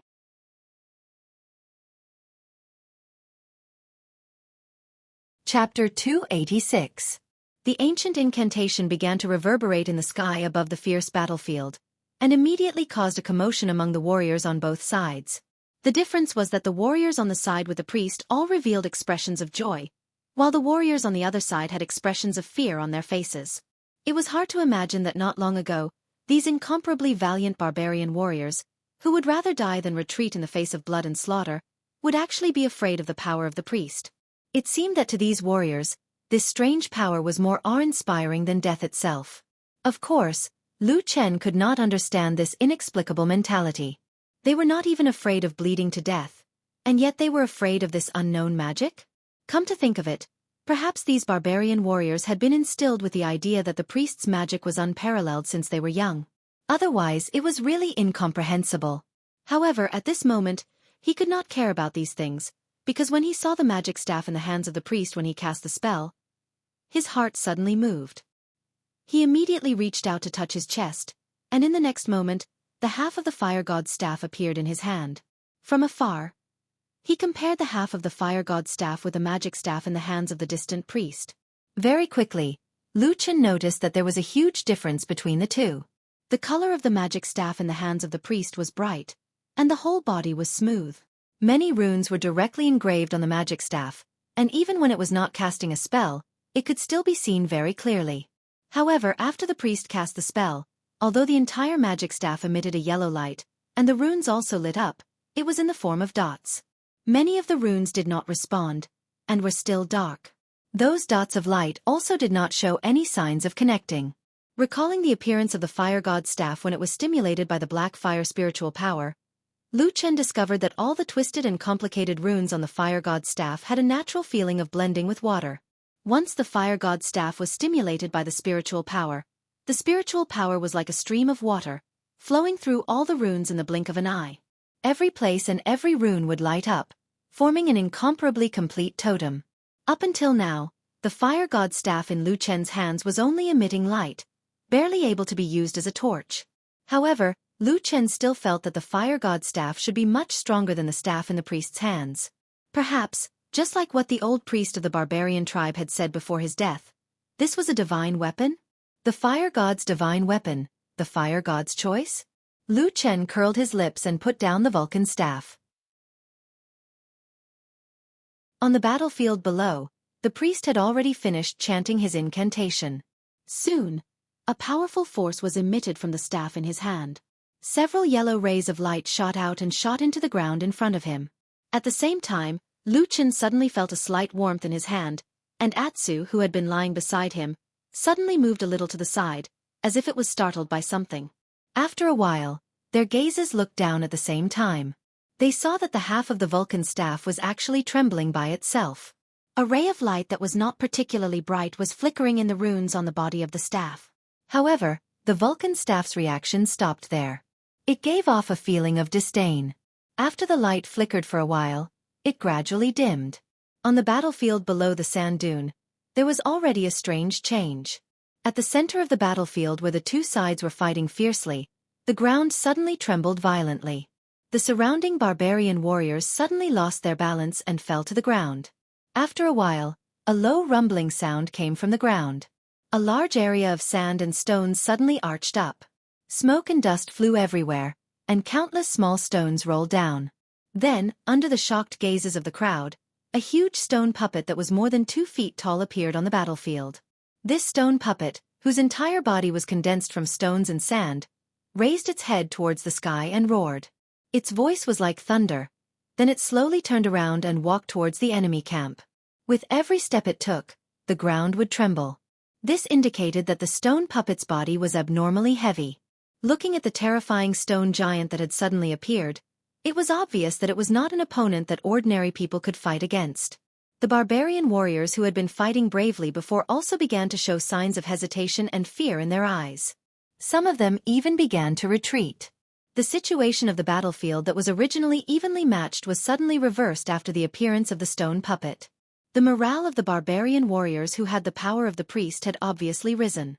All the barbarian warriors roared and rushed forward. They either slashed and chased after the stone puppet, or directly entangled the opponent so that the stone puppet behind them could catch up. Seeing that the situation was about to get out of control, a few people suddenly jumped out from the back of the barbarian warriors who were at a disadvantage. But none of these people were like the priest. They seemed to be stronger warriors and leaders. They shouted at their subordinates, and drove them back to fight. Lu Chen was watching from the side of the sand dune. He could also see that something was wrong. The barbarian army with the priest had a unified command. Even their clothing was similar. On the other side, although the number of barbarian warriors wasn't small, but after a long time, he could see that the warriors of several different tribes had joined forces to fight together. These barbarian warriors were also very brave and valiant. But, when the leader of the barbarian warriors came out, the situation immediately became chaotic. The warriors of each tribe only listened to the leader of their tribe. So, the scene suddenly became chaotic. The stone puppet had dragged its heavy body to the front. It let out a loud roar, and kicked its huge stone foot towards the barbarian warriors. A gust of wind blew past, and a few barbarian warriors who couldn't dodge in time were kicked. Immediately, deafening screams could be heard, and a few bodies were kicked away. Blood splattered everywhere, and their bones were broken and their flesh was torn. Then, the stone puppet raised its arm, and smashed its huge fist into the crowd of barbarian warriors. Boom! The ground shook, and a few barbarian warriors who couldn't dodge in time were smashed into a pile of flesh and blood. The other barbarian warriors seemed to be scared out of their wits. They screamed madly, and retreated with all their might. It seemed that they wanted to get as far away from this inhumane stone puppet as possible. The situation instantly collapsed.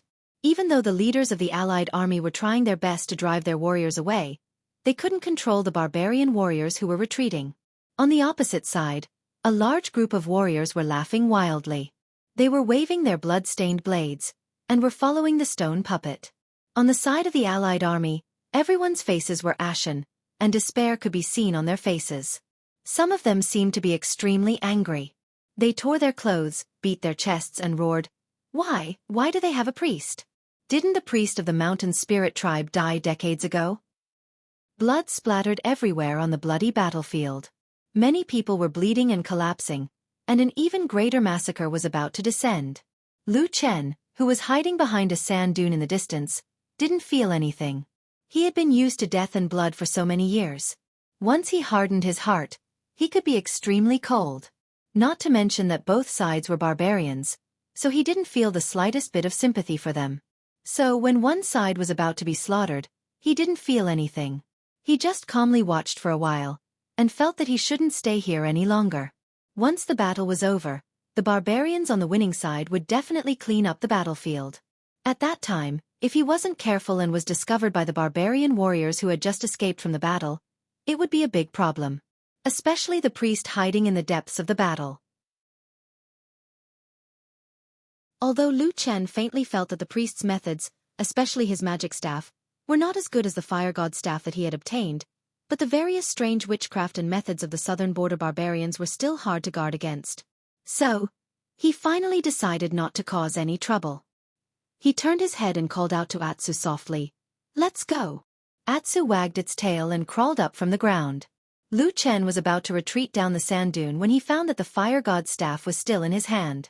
At this moment, it was still slightly hot, but the light on the staff was almost gone.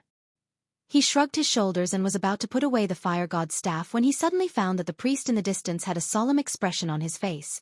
His hands were twisting in the air, as if he was in the process of controlling the stone puppet. Seeing that victory was in his grasp, it was obvious that the priest's face revealed an obvious look of arrogance. Then, he looked around and saw that the barbarian warriors surrounding him were all looking at him with reverence. The way they looked at him was like that of a god. The priest was extremely pleased with himself and couldn't help but laugh out loud. He had the intention to show off. As long as I can completely make these brainless barbarians who only have a body of flesh and blood respect me, I can successfully subdue this mountain spirit tribe. When I return to the war god temple, I'm sure the few shamans will be even more satisfied with me. The priest snorted coldly and made up his mind. He grabbed the staff beside him with both hands and didn't seem to cast a spell. In the blink of an eye, a violent force flowed out from the staff and poured into the distance. The power accompanied by the blazing yellow light directly passed over the heads of the crowd and landed on the stone puppet. Immediately, the originally incomparably powerful stone puppet seemed to have suddenly been stimulated, and its movements actually became twice as fast as before. Even the most obvious flaw was almost fixed. With this, the stone puppet became even more of a terrifying killing machine. It swept across the battlefield and slaughtered flesh and blood. In the blink of an eye, it was about to kill its way through the enemy's formation. The priest laughed out loud and the barbarians around him cried out in surprise. Their faces were full of reverence and they looked as if they were about to kneel on the ground. It was also at this moment that the fire god's staff, which had calmed down in Lu Chen's hand, suddenly lit up, just like a will that had been provoked again.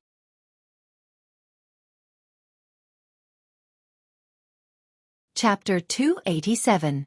It was a sudden ray of light that rose from the fire god's staff. The entire sand dune seemed to be shrouded in this ray of light in an instant.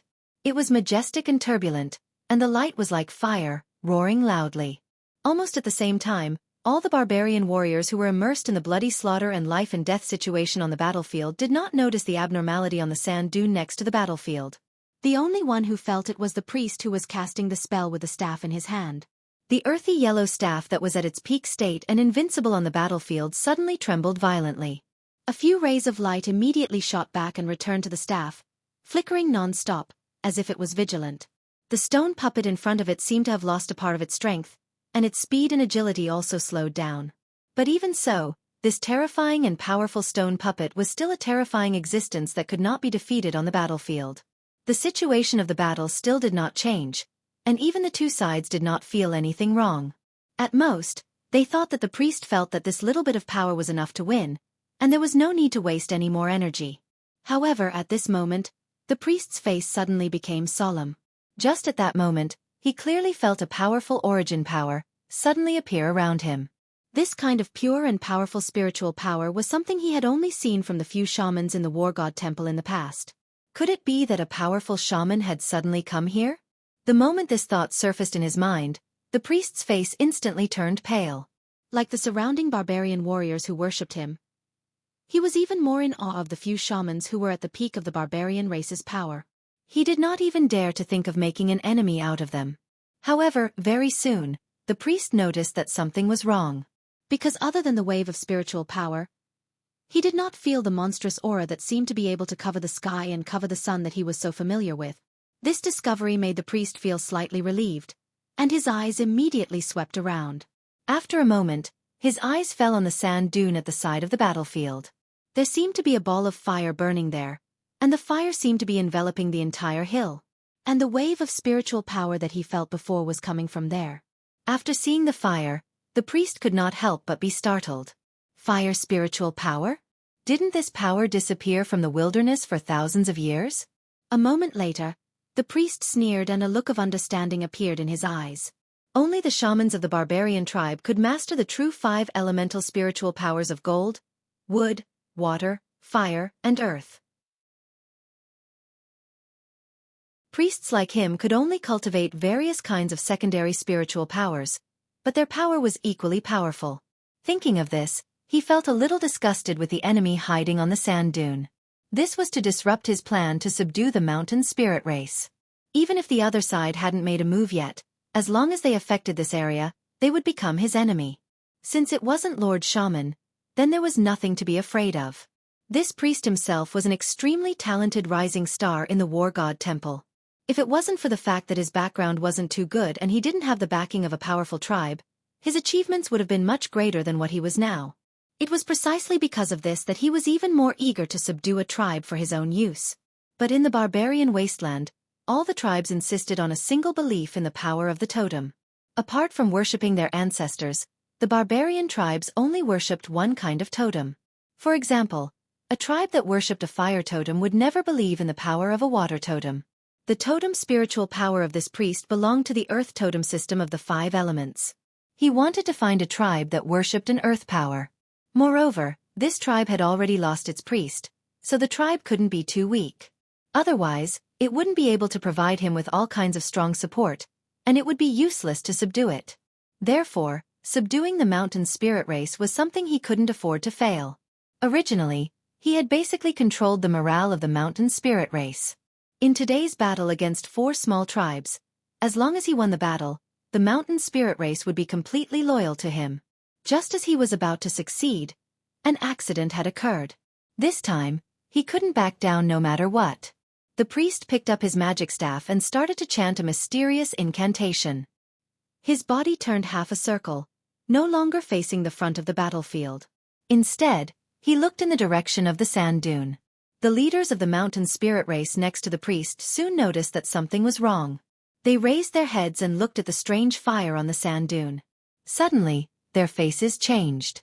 However, seeing that the priest was calm and composed, and that he was directly attacking the sand dune, they felt relieved. In this battle, the high priest had already proven his strength. A yellow light rose up like a vast and boundless wasteland. It turned into a huge fist in mid-air, and then smashed down on the sand dune. Lu Chen, who was hiding behind the sand dune, had a helpless expression on his face. According to his original intention, he did not care whether the two barbarians fought to the death. It had nothing to do with him. Just as he was about to leave, who would have thought that the fire god's staff would do something like this? Although Lu Chen didn't know why the barbarian priest was so decisive and didn't even hesitate to attack them, it was obvious that the priest regarded them as an enemy. The fire god's staff emitted raging flames, and the body of the staff became hotter and hotter. It seemed to be very angry. Perhaps the priest thought that the other side was bold and dared to provoke him? But even if he did provoke him, there was nothing he could do. Lu Chen was helpless against the fire god's staff that could only be used as a torch for illumination. Seeing that the other party's powerful fist was about to smash down, in a moment of desperation, he could only channel the power of the black fire in his body into the fire god's staff. The black fire flashed in his eyes. Almost at the same time, the fire god's staff shone with a strange light. All the totem runes appeared at the same time, and a pure and powerful spiritual power gushed out. It was fire. Black fire. Lu Chen was so shocked that he couldn't speak for a moment. He had tried countless times in the ancient tree hole, but he couldn't activate the fire god's staff. He didn't expect that there would be a change when he used it today. As the black flames on the Vulcan staff rose up, it immediately devoured all the original flames, turning them into dark flames. The entire sand dune seemed to darken in the blink of an eye. Then, a huge shadow appeared in mid-air, whistling as it flew. The giant fist of the barbarian priest smashed fiercely into the black shadow. But it was immediately entangled by the black flames. Then, a terrifying scene occurred. The black flames started to corrode the giant fist from all directions. Then, the giant fist started to emit a low-pitched sound that sounded like the wailing of ghosts and the howling of wolves. In the blink of an eye, the entire giant fist was corroded. The last bit of light tried to escape.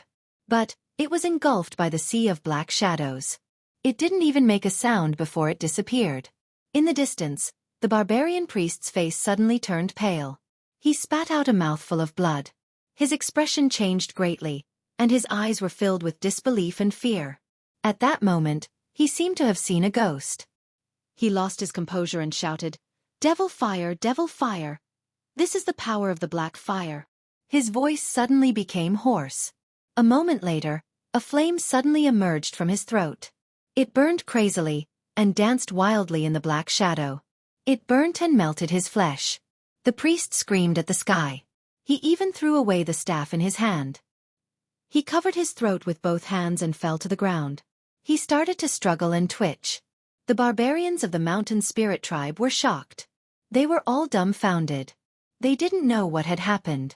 One of the more courageous barbarian leaders, out of respect for the priest, took the risk to help and extinguish the flames on the priest's body. But in an instant, the black flame spread from the priest's body to his own body. Ah! A shrill scream came from the mouth of the strong barbarian warrior. He was not afraid of bloodshed, but at this moment, he seemed to be suffering from an unimaginable pain. He fell to the ground, twisting and struggling with all his strength. The surrounding barbarians screamed again and again. They instantly retreated to the side, forming a large circle. They could only watch as the two people in the middle were burned to death by the strange and terrible black fire. In the end, only 2 charred skeletons were left. When the priest died in pain and madness, the stone puppet on the distant battlefield suddenly stopped moving. A moment later, this incomparably powerful killing machine seemed to have lost the support of its skeleton. All the stones and sand shattered, disintegrating into a large pile of scattered rubble, and collapsed with a loud bang. On the battlefield, there was a sudden silence. The barbarian warriors on both sides didn't seem to know what had happened. They looked at each other with their mouths agape. But then, a mournful scream came from the back of the mountain spirit tribe's camp. It resounded through the battlefield, and the situation suddenly changed. Countless mountain spirit tribe warriors looked back. They didn't know who shouted, "The priest is dead!" But the crowd immediately fell into chaos. On the other hand, the morale of the allied soldiers of the few tribes was greatly boosted. A few of the leaders even seized the opportunity to roar out commands. A few of the warrior leaders even took the lead and charged into the battlefield, instantly setting off a furious counterattack. The mountain spirit tribe side seemed to have fallen from the highest point. The whole formation trembled because of the priest's death. Then, it began to collapse. The result of relying too much on a powerful force was that when that force disappeared, they would be weaker and smaller than ordinary people. The tide of battle turned in an instant. In the blink of an eye, the front line of the mountain spirit tribe's warriors had fallen. Blood splattered everywhere. Everyone turned around and fled. Behind the crowd, someone from the allied tribe suddenly roared. Fire God! Fire God! The fire god has been reborn!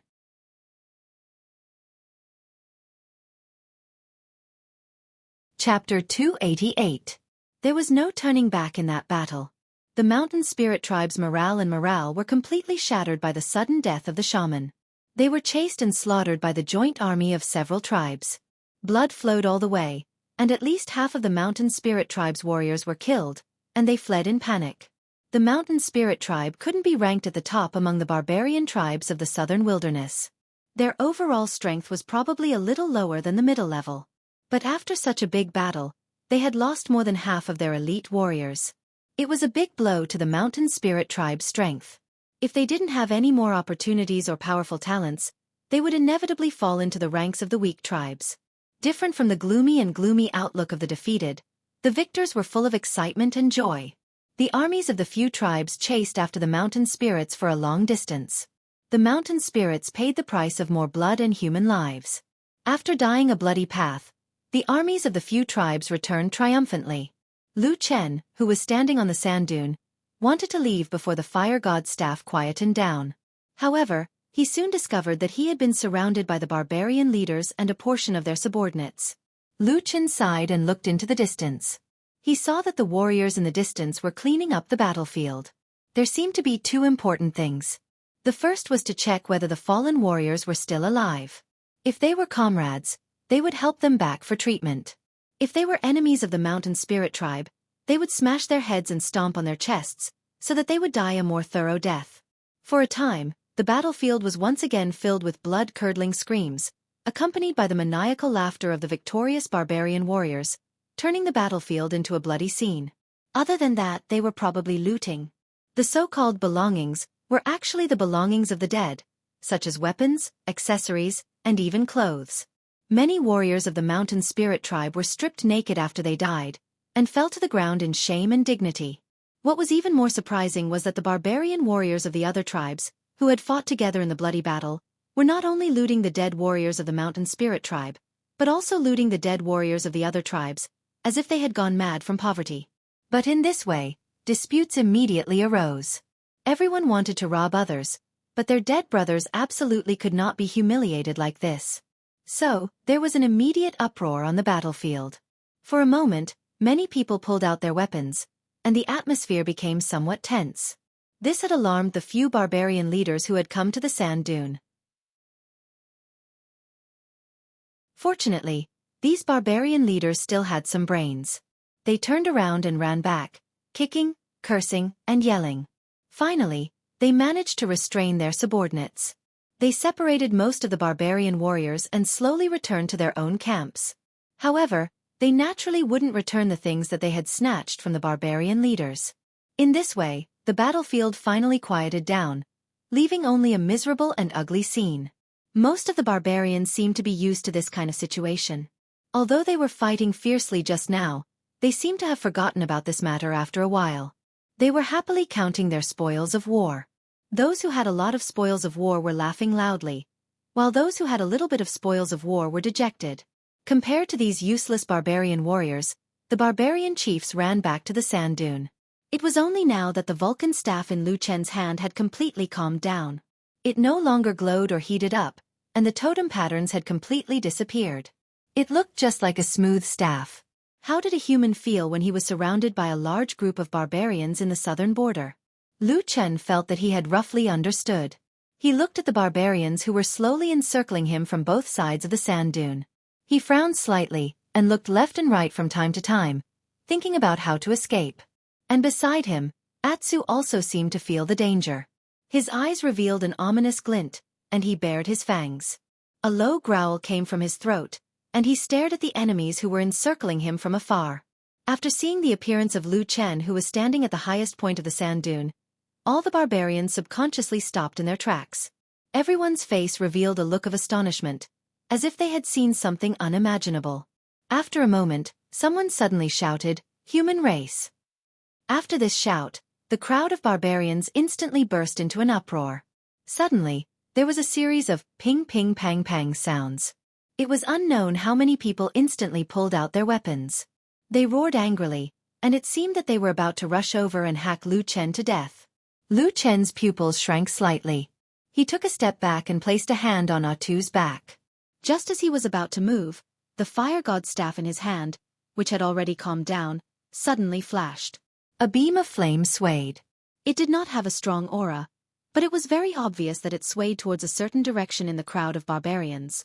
All the barbarians suddenly froze for a moment. Their faces revealed a look of astonishment and instinctive reverence, but it seemed that the hatred in their hearts was even greater. Moreover, they did not quite believe that a human could possess such a legendary power. Therefore they still shouted loudly, and were about to rush over and tear Lu Chen into thousands of pieces. But at this moment, suddenly, a tribe leader in the crowd of barbarians roared fiercely. He took a few steps and rushed to the front, and suddenly ran in front of Lu Chen. Lu Chen's face was stern, and a black flame flashed in his eyes. When he was about to attack, he suddenly saw that the abnormally burly barbarian leader stared at him. Especially when he saw the black flame that flashed in Lu Chen's eyes. His entire face suddenly revealed an indescribable excitement. Roar! He suddenly roared, and turned around. He held a giant axe in his hand horizontally in front of him, and like a raging beast, he stood in front of Lu Chen. Stop!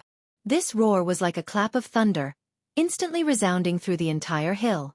All the barbarians were stunned, and stopped in their tracks to look at the barbarian leader. Immediately, the barbarian leader waved his giant axe and roared, "Black Fire Warriors, come here!" With this order, a group of barbarian warriors that looked incomparably valiant immediately responded.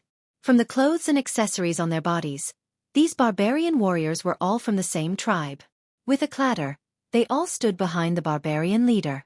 Facing more barbarian warriors around them, these barbarians of the Black Fire tribe did not have the slightest hesitation. They directly pulled out their weapons behind the leader, and looked fiercely at their surroundings. There was no doubt that as long as the leader of the Black Fire tribe gave the order, these warriors of the Black Fire tribe would not hesitate to fight to the death with this group of people who were their comrades not long ago. "Huayan, what are you doing?" A shout came from the crowd, and a moment later, 3 people walked out. They all looked like the barbarian leaders. It was also at this time that the remaining barbarian warriors seemed to have a subtle atmosphere. They all retreated and gathered behind their leader, and then looked at the people of the other tribes around them with vigilance. Among the 3 barbarian leaders on the left, middle, and right, the one who shouted was the one on the left.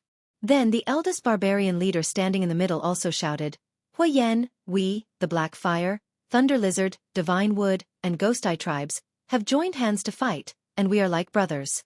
Why are you suddenly pointing your blade at us? What do you mean?" The barbarian leader called Huayan, who stood in front of Lu Chen, had a cold expression. He was not moved by these words at all, and only said, "This person has nothing to do with you, I want to take him away." What? The barbarian warriors in the 3 tribes suddenly became restless. The leader of the Thunder Lizard tribe, who was wearing a terrifying lizard head ornament on his head, scolded, "Are you blind? That's not a barbarian, that's a human." "Yes. How many years has it been since a human came to the southern border? He must be a spy, we must kill him." Have you forgotten the humiliation our ancestors suffered in the north? How many great heroic souls lost their lives in that land? They were all killed by the human race. For a moment, the emotions of the tribes were stirred up, and curses came one after another. Even the warriors of the Black Fire tribe seemed to be puzzled and doubtful. Although they still stood firmly behind their leader, Huayan, from time to time they would sneak glances at this leader who had suddenly become strange. Huayan's face was still ferocious and solemn, and it seemed that he had no intention of backing down. He slashed the giant axe in his hand in the air, and with a low roar, he looked around and said, "This is the power of the Black Fire, the sign of the resurrection of our fire god." His face was ferocious, and he glared at the three people in front of him. The killing intent in his eyes was not concealed, and he roared, "Whoever dares to touch him will have to step over the dead bodies of all the warriors of the Black Fire tribe." As soon as these words came out, the area under the sand dunes suddenly became silent. As for the warriors of the Black Fire tribe behind Huayan, they all seemed to have come to a sudden realization. With a whoosh, they immediately surrounded Lu Chen and Black Wolfa too. The sudden turn of events made Lu Chen a little stunned, and he couldn't come back to his senses for a while. While the warriors of the Black Fire tribe in front of him were prepared to fight to the death, many of them secretly looked back at him, as if they were full of curiosity towards Lu Chen. In front of the crowd, the leaders of the three tribes were also stunned. Soon, everyone remembered the scene that happened at the most intense moment of the battle. The rising flame power had obviously defeated the mountain spirit priest's earth spiritual power, killed the priest, and destroyed the terrifying stone puppet. This was the key to turning the tide of the battle. For a moment, everyone was silent, and many of the barbarian warriors showed a trace of awe on their faces, and even put down the weapons they had raised. But at this time the leader of the Ghost Eye tribe, the only one among the three who hadn't spoken, suddenly said with a cold gaze, "Huayan, are you trying to take a priest back?"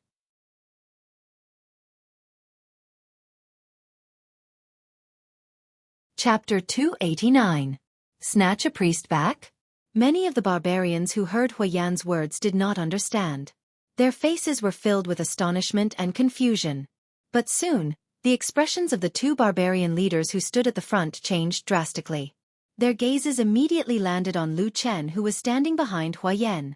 In the southern wilderness, for every tribe, the people who mastered the power of witchcraft were the source of the tribe's prosperity. However, there were only a very small number of people who could perceive the incomparably chaotic spiritual power and use a special method to cultivate witchcraft. These people were known as priests. And among the priests, those who stood at the peak and were able to grasp the source of the spiritual energy of the southern territory were called shamans. Any tribe that lost a priest would not be able to maintain its prosperity.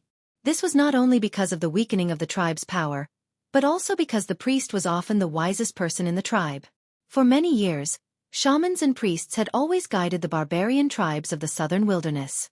The barbarians believed in and worshipped witchcraft, and revered shamans and priests. Without the guidance of the priest, the tribe would eventually weaken, and they would fall into a predicament in the vast and harsh wilderness. Without the guidance of the priest's witchcraft and wisdom, the only thing they could rely on was the flesh and courage of the warriors in the tribe.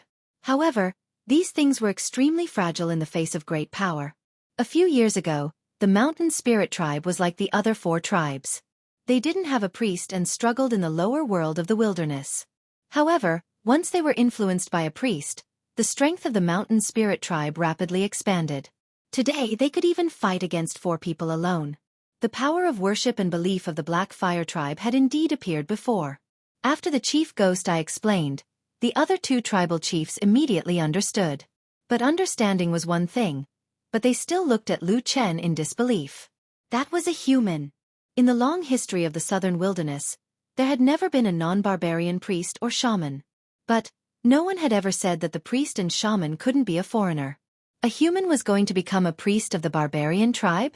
The few leaders and the barbarian warriors behind them, who were starting to understand the situation, even the barbarian warriors of the Black Fire tribe, all had their mouths wide open in shock. Lu Chen had also heard it himself. After understanding the meaning behind this matter, even though his temperament was much calmer than an ordinary person, he could not help but be greatly shocked. His gaze landed on the back of the abnormally tall and sturdy Huayan. Obviously, this chief warrior of the Black Fire tribe had thought of all these in a short period of time. Then, he decided to use all the warriors of the Black Fire tribe to fight against the other three tribes without any hesitation.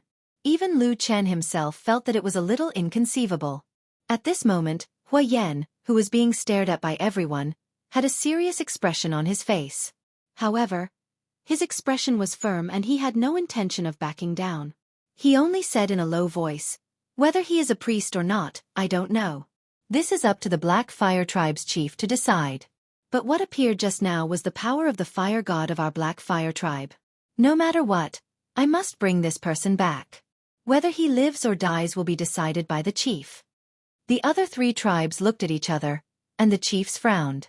At the same time, the barbarian warriors seemed to have unknowingly spread out, gradually surrounding the Black Fire tribe. Hua Yan's expression became even colder. He stared at the three chiefs and shouted, "Do you really want to fight to the death with the Black Fire tribe?" The three barbarian chiefs also looked hesitant. They looked at each other, then walked together and began to discuss in low voices. Actually, based on their current strength, none of the tribes had any priests. With 3 tribes against 1, the Black Fire tribe would definitely have the upper hand.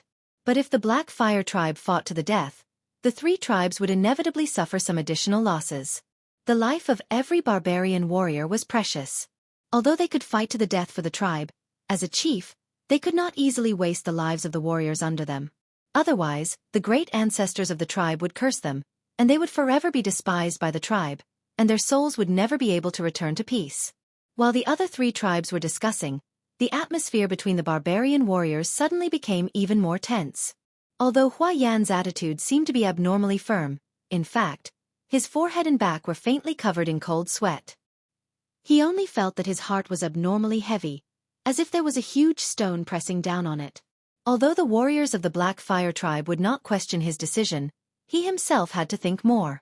Was it really worth it for such a human? Cough, cough, cough.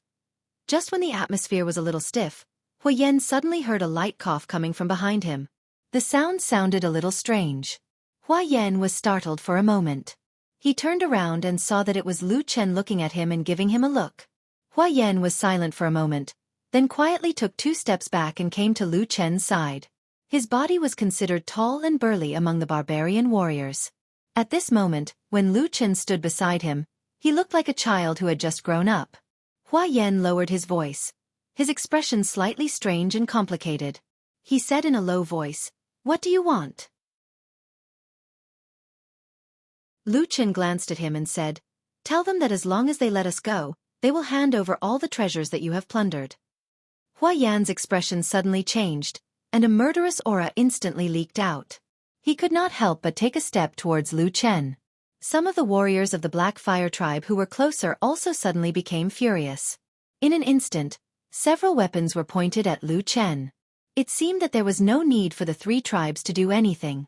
Just based on what he said just now, the people of the Black Fire tribe couldn't wait to get rid of this fraud who might have the power of their tribe's fire god. Towards the murderous aura around him, Lu Chen did not seem to feel it. His eyes only stared at Hua Yan. After a moment he said coldly, "You want the power of the priest, so you don't believe my words?" Hua Yan angrily growled, "These things were exchanged with the lives of my warriors. Why should I hand them over? You value this very much? Of course. Do the 3 tribes value it? Of course. Then you throw all these things to their warriors. If one tribe has more, another tribe has less, and one tribe doesn't give anything at all, what do you think the consequences will be?" Hua Yan was just about to angrily speak, but suddenly, his body fiercely shook. Immediately after, his eyes slowly widened. Looking at Lu Chen, a trace of shock and a complicated expression appeared in his eyes.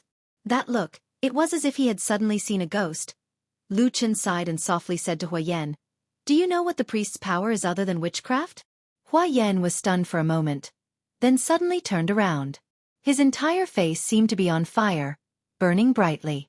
After letting out a low roar, he shouted to the surrounding warriors, "Hand over all the things that you have just plundered."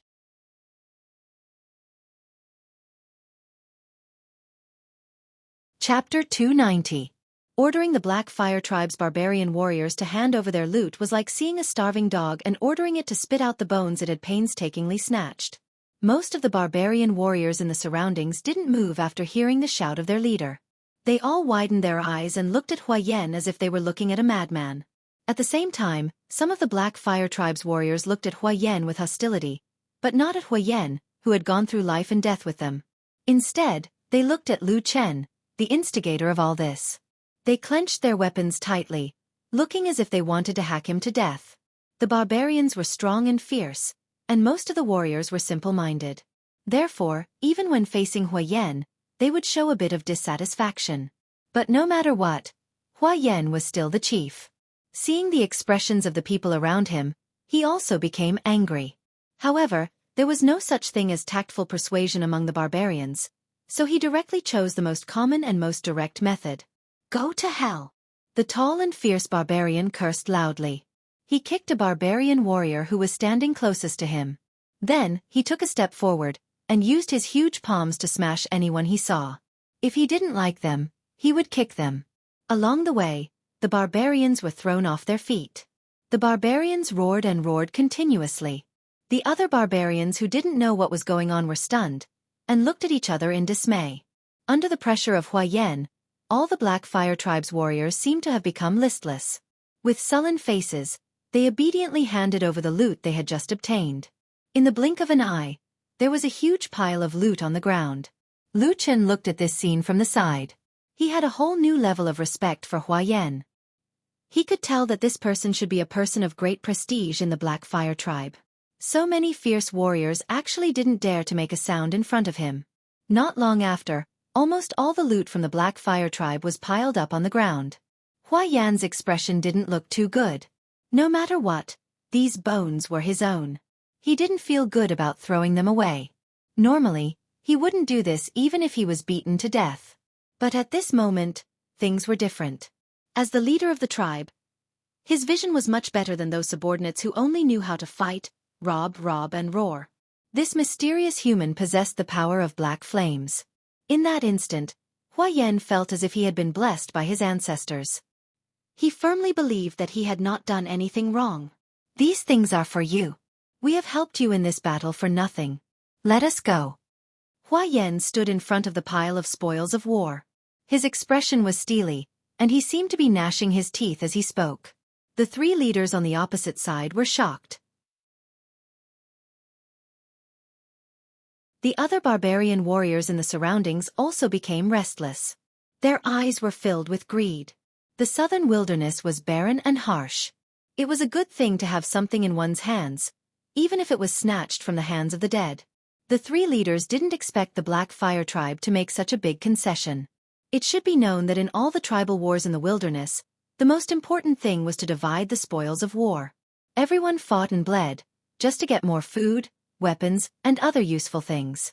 Perhaps the top few powerful tribes didn't care about these small things because they occupied the best resources in the wilderness and had the support of the terrifying shamans. But at least for the middle and lower level tribes, the things that the Black Fire Tribe threw out were the fundamental reason for them to start the war. Almost everyone was tempted. The only one who was still somewhat clear-headed was the leader of the Ghost Eye Tribe. But before he could object, Hua Yan had already started to divide the spoils. He grabbed and threw the spoils of war directly into the crowd on the opposite side. Immediately, a large group of barbarian warriors started to fight for them. However, he didn't know if it was intentional or not, but most of the items he threw landed on the Thunder Lizard Tribe, and a small portion landed on the Divine Wood Tribe. As for the Ghost Eye Tribe, they didn't even have a single item. Of course, this immediately aroused the dissatisfaction and public anger of the Ghost Eye Tribe. Angry shouts immediately came out. The barbarian warriors of the Ghost Eye Tribe looked at the excited faces of the people from the Thunder Lizard Tribe and the Divine Wood Tribe who got the spoils of war, and their eyes turned red. However, Hua Yan's actions were extremely fast. He quickly threw out the last of the items, then waved his hand and led the rest of the Black Fire Tribe to surround Lu Chen and Atu as they retreated down the sand dune. At the same time, Hua Yan walked at the back, his eyes shining as he stared at those people as they slowly retreated. There was a commotion among the three tribes on the sand dune. The leader of the Ghost Eye Tribe cursed and was the first to rush out. But after a few steps, he suddenly stopped and looked back. He saw that the people of the other two tribes were still standing in the same place. The people of the Divine Wood Tribe looked left and right. When they saw the Thunder Lizard Tribe, there was envy in their eyes. But when they saw the Ghost Eye Tribe, they suddenly felt a sense of superiority. After hesitating a few times, no one moved forward. As for the Thunder Lizard Tribe, so many good things suddenly appeared on the ground. Originally, they had to bleed, sweat, and even risk their lives to get them.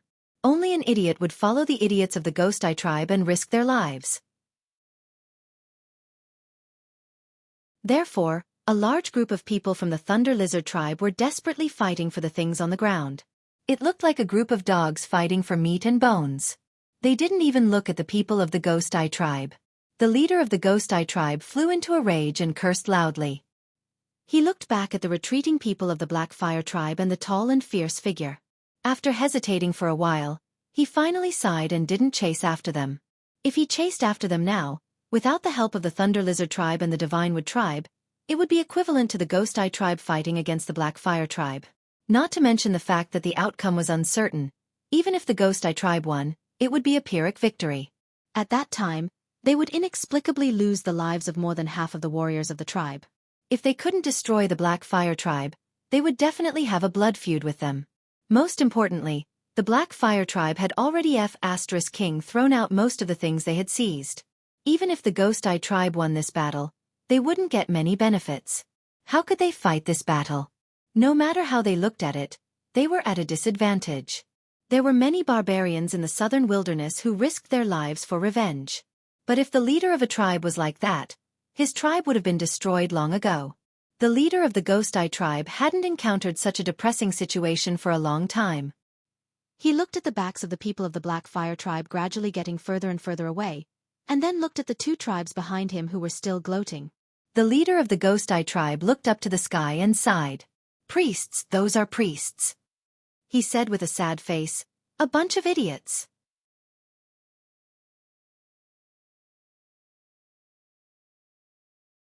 Chapter 291. After safely leaving the sand dune and the battlefield, the warriors of the Black Fire tribe led Lu Chen and Atsu into the depths of the wilderness. Along the way, the atmosphere of the entire team was very stiff. Every time, there would be malicious gazes directed at Lu Chen, as if they wanted to devour this weak human. Lu Chen was relatively calm about this. Perhaps he was just hiding his true thoughts in his heart. However, Atsu's reaction was much more direct. He was very sensitive to the hostile gazes around him. Every time someone looked at him, he would grit his teeth and stare back angrily. He looked like he was about to devour someone. Strangely, despite Atsu's ferocious demeanor, the barbarian warriors were not angry at all. They looked at Lu Chen with disgust, but when they saw Atsu, their expressions changed. Most of them were actually appreciative.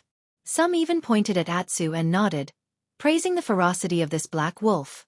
It could be considered as the best demon beast in the wilderness. It was a pity that the heavens were blind, and such a good beast had been taken in by a piece of trash. While saying such contemptuous words and glancing at the disdainful gazes, everyone revealed a look of regret and pain. This caused Lu Chen to be speechless as he quietly observed the situation around him, and at the same time secretly pondering how to escape. After walking for about 2 hours, the Black Fire tribe's team rested in a boxwood forest unique to the wilderness. This type of boxwood had a very strange appearance. At first glance, it looked very haggard, and the branches were also bare. At most, there were a few yellow leaves, and it looked like it was about to wither. But in fact, this kind of tree could survive in this desolate wilderness for thousands of years with this pitiful appearance. During this break, Hua Yan and Lu Chen had a conversation. Hua Yan asked about Lu Chen's background, and Lu Chen asked about where they were taking him. Hua Yan was probably not used to conversing with Lu Chen in such a polite manner, especially since Lu Chen did not answer him honestly. Instead, he asked many questions in return. There were a few times when Lu Chen clearly felt that the burly and fierce barbarian had the urge to go berserk, roar, and punch and kick to increase his power. Judging from the way the surrounding barbarian warriors quietly retreated, Lu Chen's feelings seemed to be right. But for some unknown reason, Hua Yan, this seemingly violent and ferocious barbarian, actually managed to suppress his violent temper in this first formal conversation with Lu Chen. Not only did he not touch a single hair on Lu Chen's head, he even answered all of Lu Chen's questions. From this, Lu Chen learned that the Black Fire tribe was indeed a great tribe with a glorious history. In the vast wasteland of the southern border, among the countless barbarian tribes, only 7 of the strongest tribes had ever produced a supreme expert like the shaman. Without exception, all of them had mastered the most powerful source of power in the southern barbarian witchcraft. And the Black Fire tribe was one of them. The shaman that once appeared in the Black Fire tribe was respectfully called the Fire Shaman. When Lu Chen heard the words, Fire Shaman, his heart was filled with an indescribable feeling of absurdity. It was as if he suddenly saw fate smiling evilly at him. However, his many years as a shadow allowed him to hide this strange and indescribable feeling in his heart, not revealing it. And when Hua Yan asked him about his origins, Lu Chen did not hesitate too much. He very naturally and smoothly told the barbarian leader that he was adventuring in the disorienting lands a few days ago, and accidentally found a dilapidated village in the depths of the disorienting lands. Of course, there was a barbarian village inside, and he coincidentally obtained the Vulcan staff at that time. When Lu Chen said this, he also recalled the layout of the village to Hua Yan, as well as some of the totems and patterns that he remembered being drawn all over the village. When he heard this, Hua Yan was so excited that he could not help but stand up. Not only him, but the surrounding warriors also gathered around, their faces filled with disbelief. Some of them were so excited that their bodies were trembling slightly. Unfortunately, Lu Chen did not give these barbarian warriors too much hope. He very definitely told them that everyone in the village had died. And in a moment of compassion, he took care of and fed the dying old shaman a few mouthfuls of water. The old shaman gave him half a wooden staff and said that it was called the Vulcan staff. He asked him to bring it back to the southern wilderness and return it to the Vulcan. Halfway through his speech, Hua Yan and the surrounding barbarian warriors of the Black Fire tribe were so excited that they could not control themselves. The original suspicion on their faces had disappeared in an instant. When they heard Lu Chen's words, especially when they heard that the old shaman still struggled to urge Lu Chen to bring the Vulcan staff back to the wilderness, the warriors of the Black Fire tribe all burst into tears.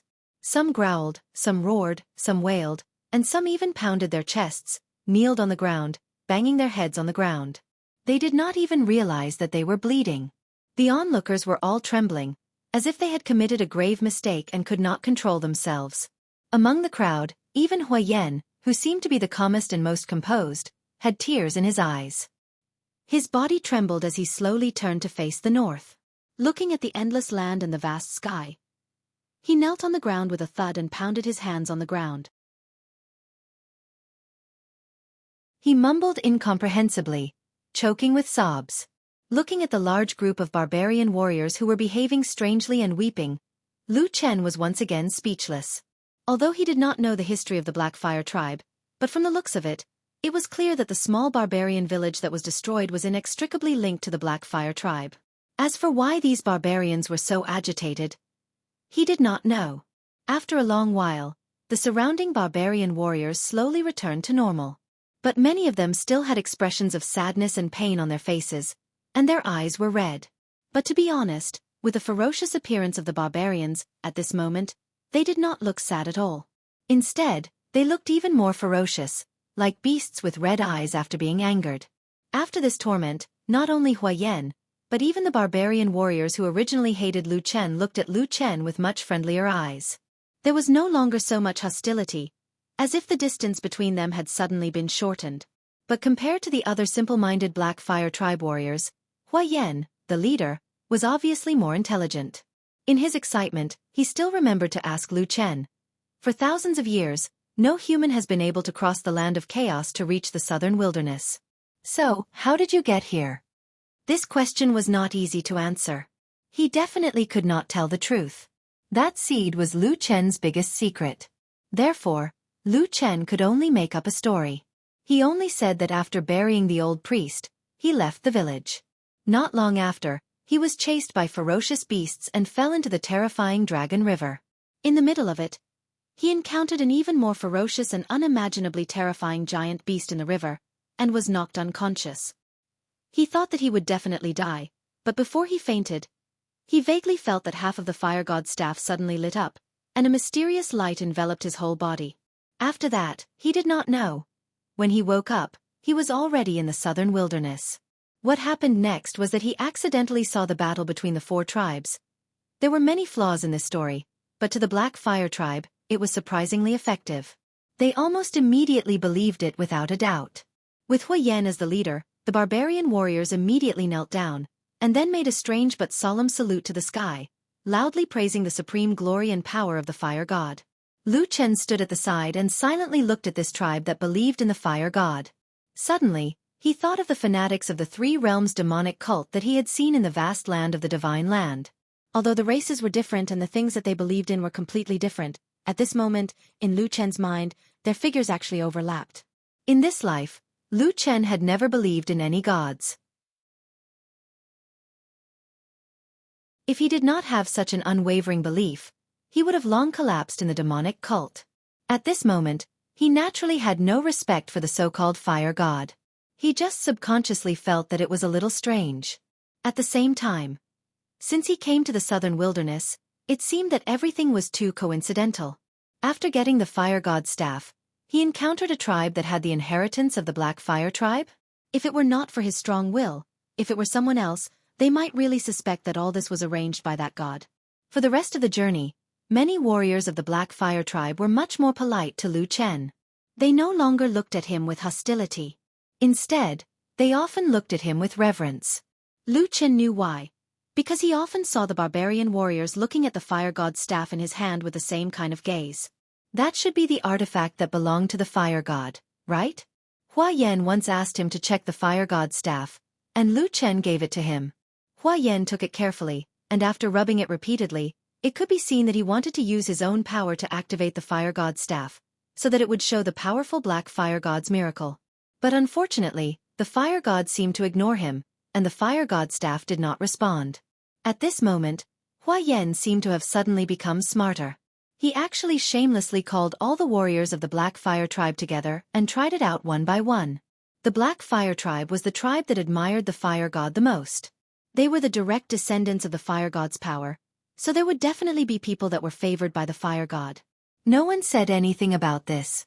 However, in this subtle atmosphere, if there really was someone who was favored by the fire god, that humans seemed to be dispensable after completing the mission of returning the fire god.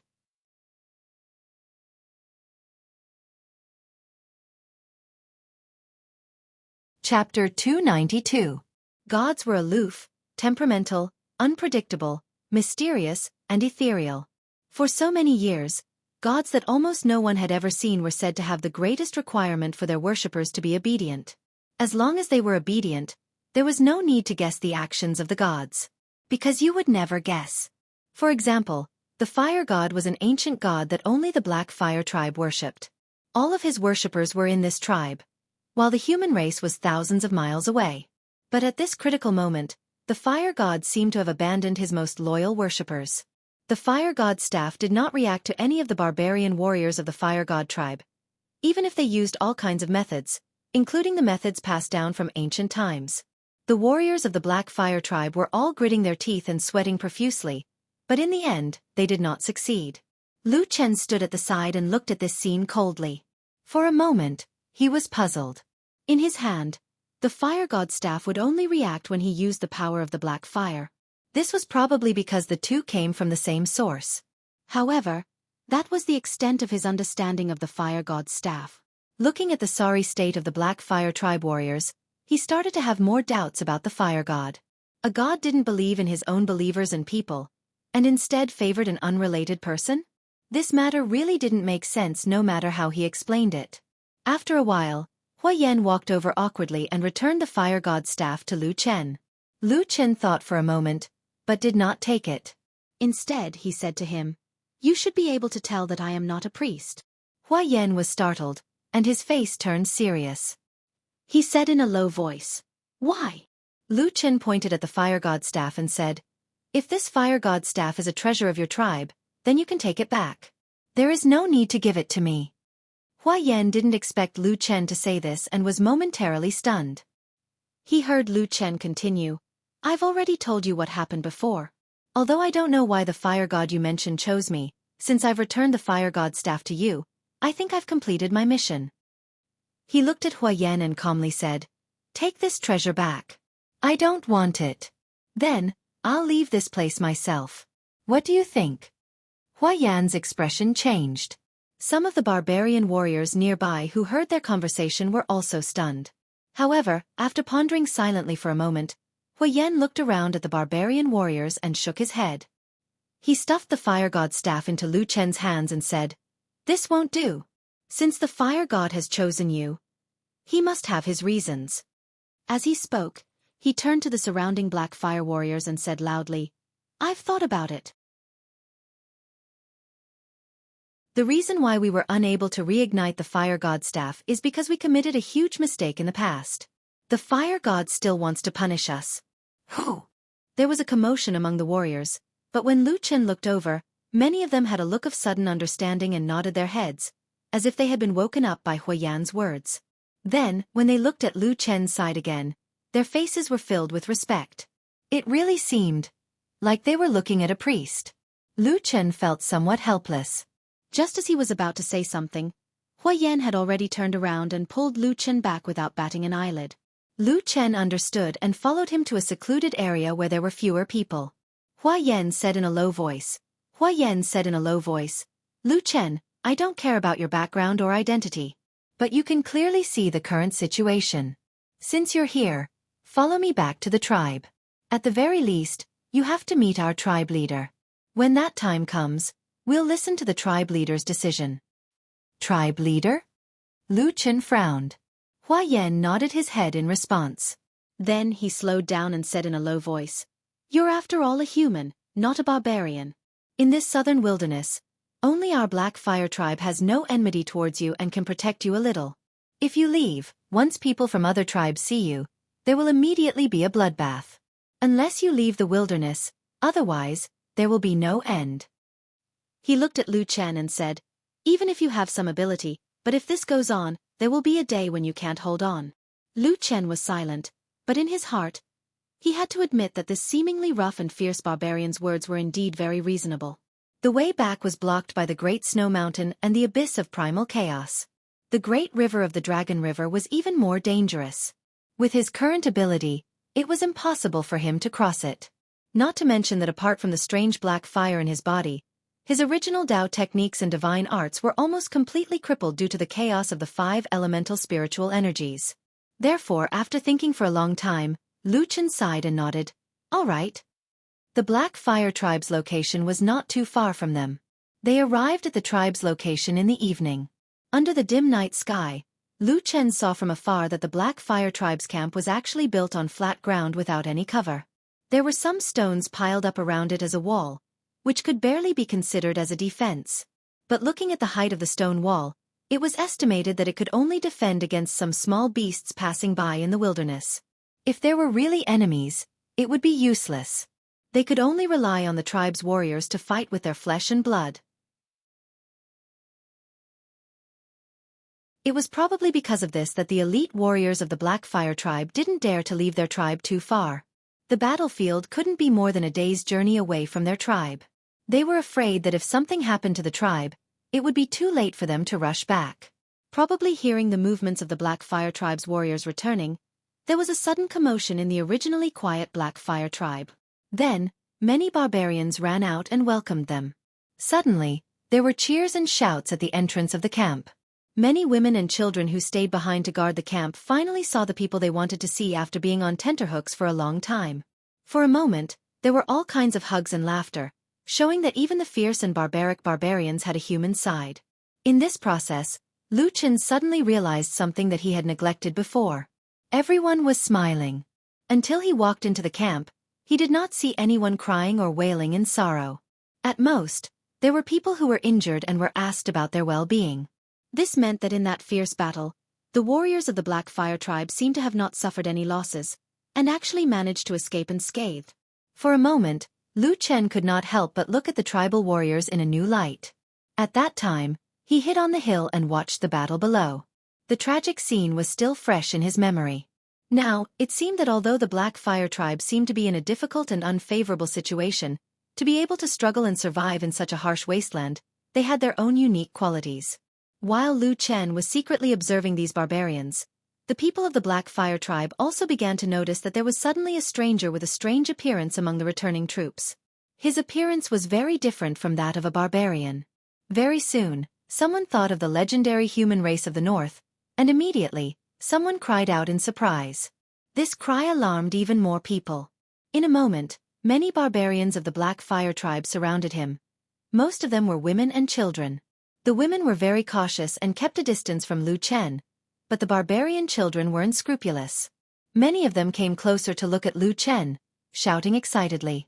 Some of the bolder ones even stretched out their legs to kick him. It seemed that the education of the Black Fire tribe was very bad for the human race. There were even some who pulled out palm-sized knives and stabbed at him while screaming. This behavior immediately shocked the barbarian warriors who escorted Lu Chen back. Although Lu Chen was a human, the fire god liked him. In an instant, More than a dozen barbarian warriors surrounded them, scolding and scolding, chasing away those reckless brats. Among them, the most conspicuous one was Hua Yan's tall and sturdy body. The leader of the barbarian warriors jumped over and directly grabbed the tallest and strongest child, who was also the only one who pulled out a knife and was about to stab someone. He slapped the child to the ground, then grabbed one of the child's legs and lifted him up. The child was not afraid of him, and was still struggling in mid-air. He held the knife and waved it at Lu Chen, shouting, "Let me go, let me chop off his head and put it on the roof of father's house." Hua Yan's face darkened as he cursed. He stretched out his hand and tossed the little boy away. The child fell to the ground and rolled a few times, but his skin was surprisingly sturdy. He flipped over and jumped up again, still cursing and shouting, "Father, why didn't you let me kill him? Isn't he a human?" "Shut up," Hua Yan scolded, then signaled Lu Chen to follow him. Lu Chen and Atsu followed behind him, walking deeper into the tribe. At this moment, when everyone saw this scene, they naturally knew that Lu Chen's identity was somewhat different from others, so they did not say anything. Only the child still looked very fierce, staring at Lu Chen with an unconvinced expression. When they walked past the child, Lu Chen glanced at him, and saw that the child was still trying his best to show a fierce expression, glaring at him fiercely. He could not help but laugh and said to Hua Yan, "Your son?" Hua Yan coughed and said, "An idiot." The child was furious, but did not dare to get angry at his father. Instead, he pointed at Lu Chen and shouted, "I'm not an idiot, let me fight him one-on-one. Watch me chop off his head and put it on father's." "Shut up." Hua Yan's nose was almost crooked from anger, and he said angrily, "The others are all fine, only you keep shouting, what are you doing?" At this moment, they came to the front of a large stone house, and a slightly hunched figure walked out from the dark house. The child immediately seemed to have met his savior, jumping over and grabbing that person's hand, shouting, "Grandpa, Grandpa, look at father, he won't let me kill this hateful human." You're tuning in to the Xiaofan's Wuxia Tales YouTube channel. Don't forget to subscribe and join us on this journey to catch the most captivating stories.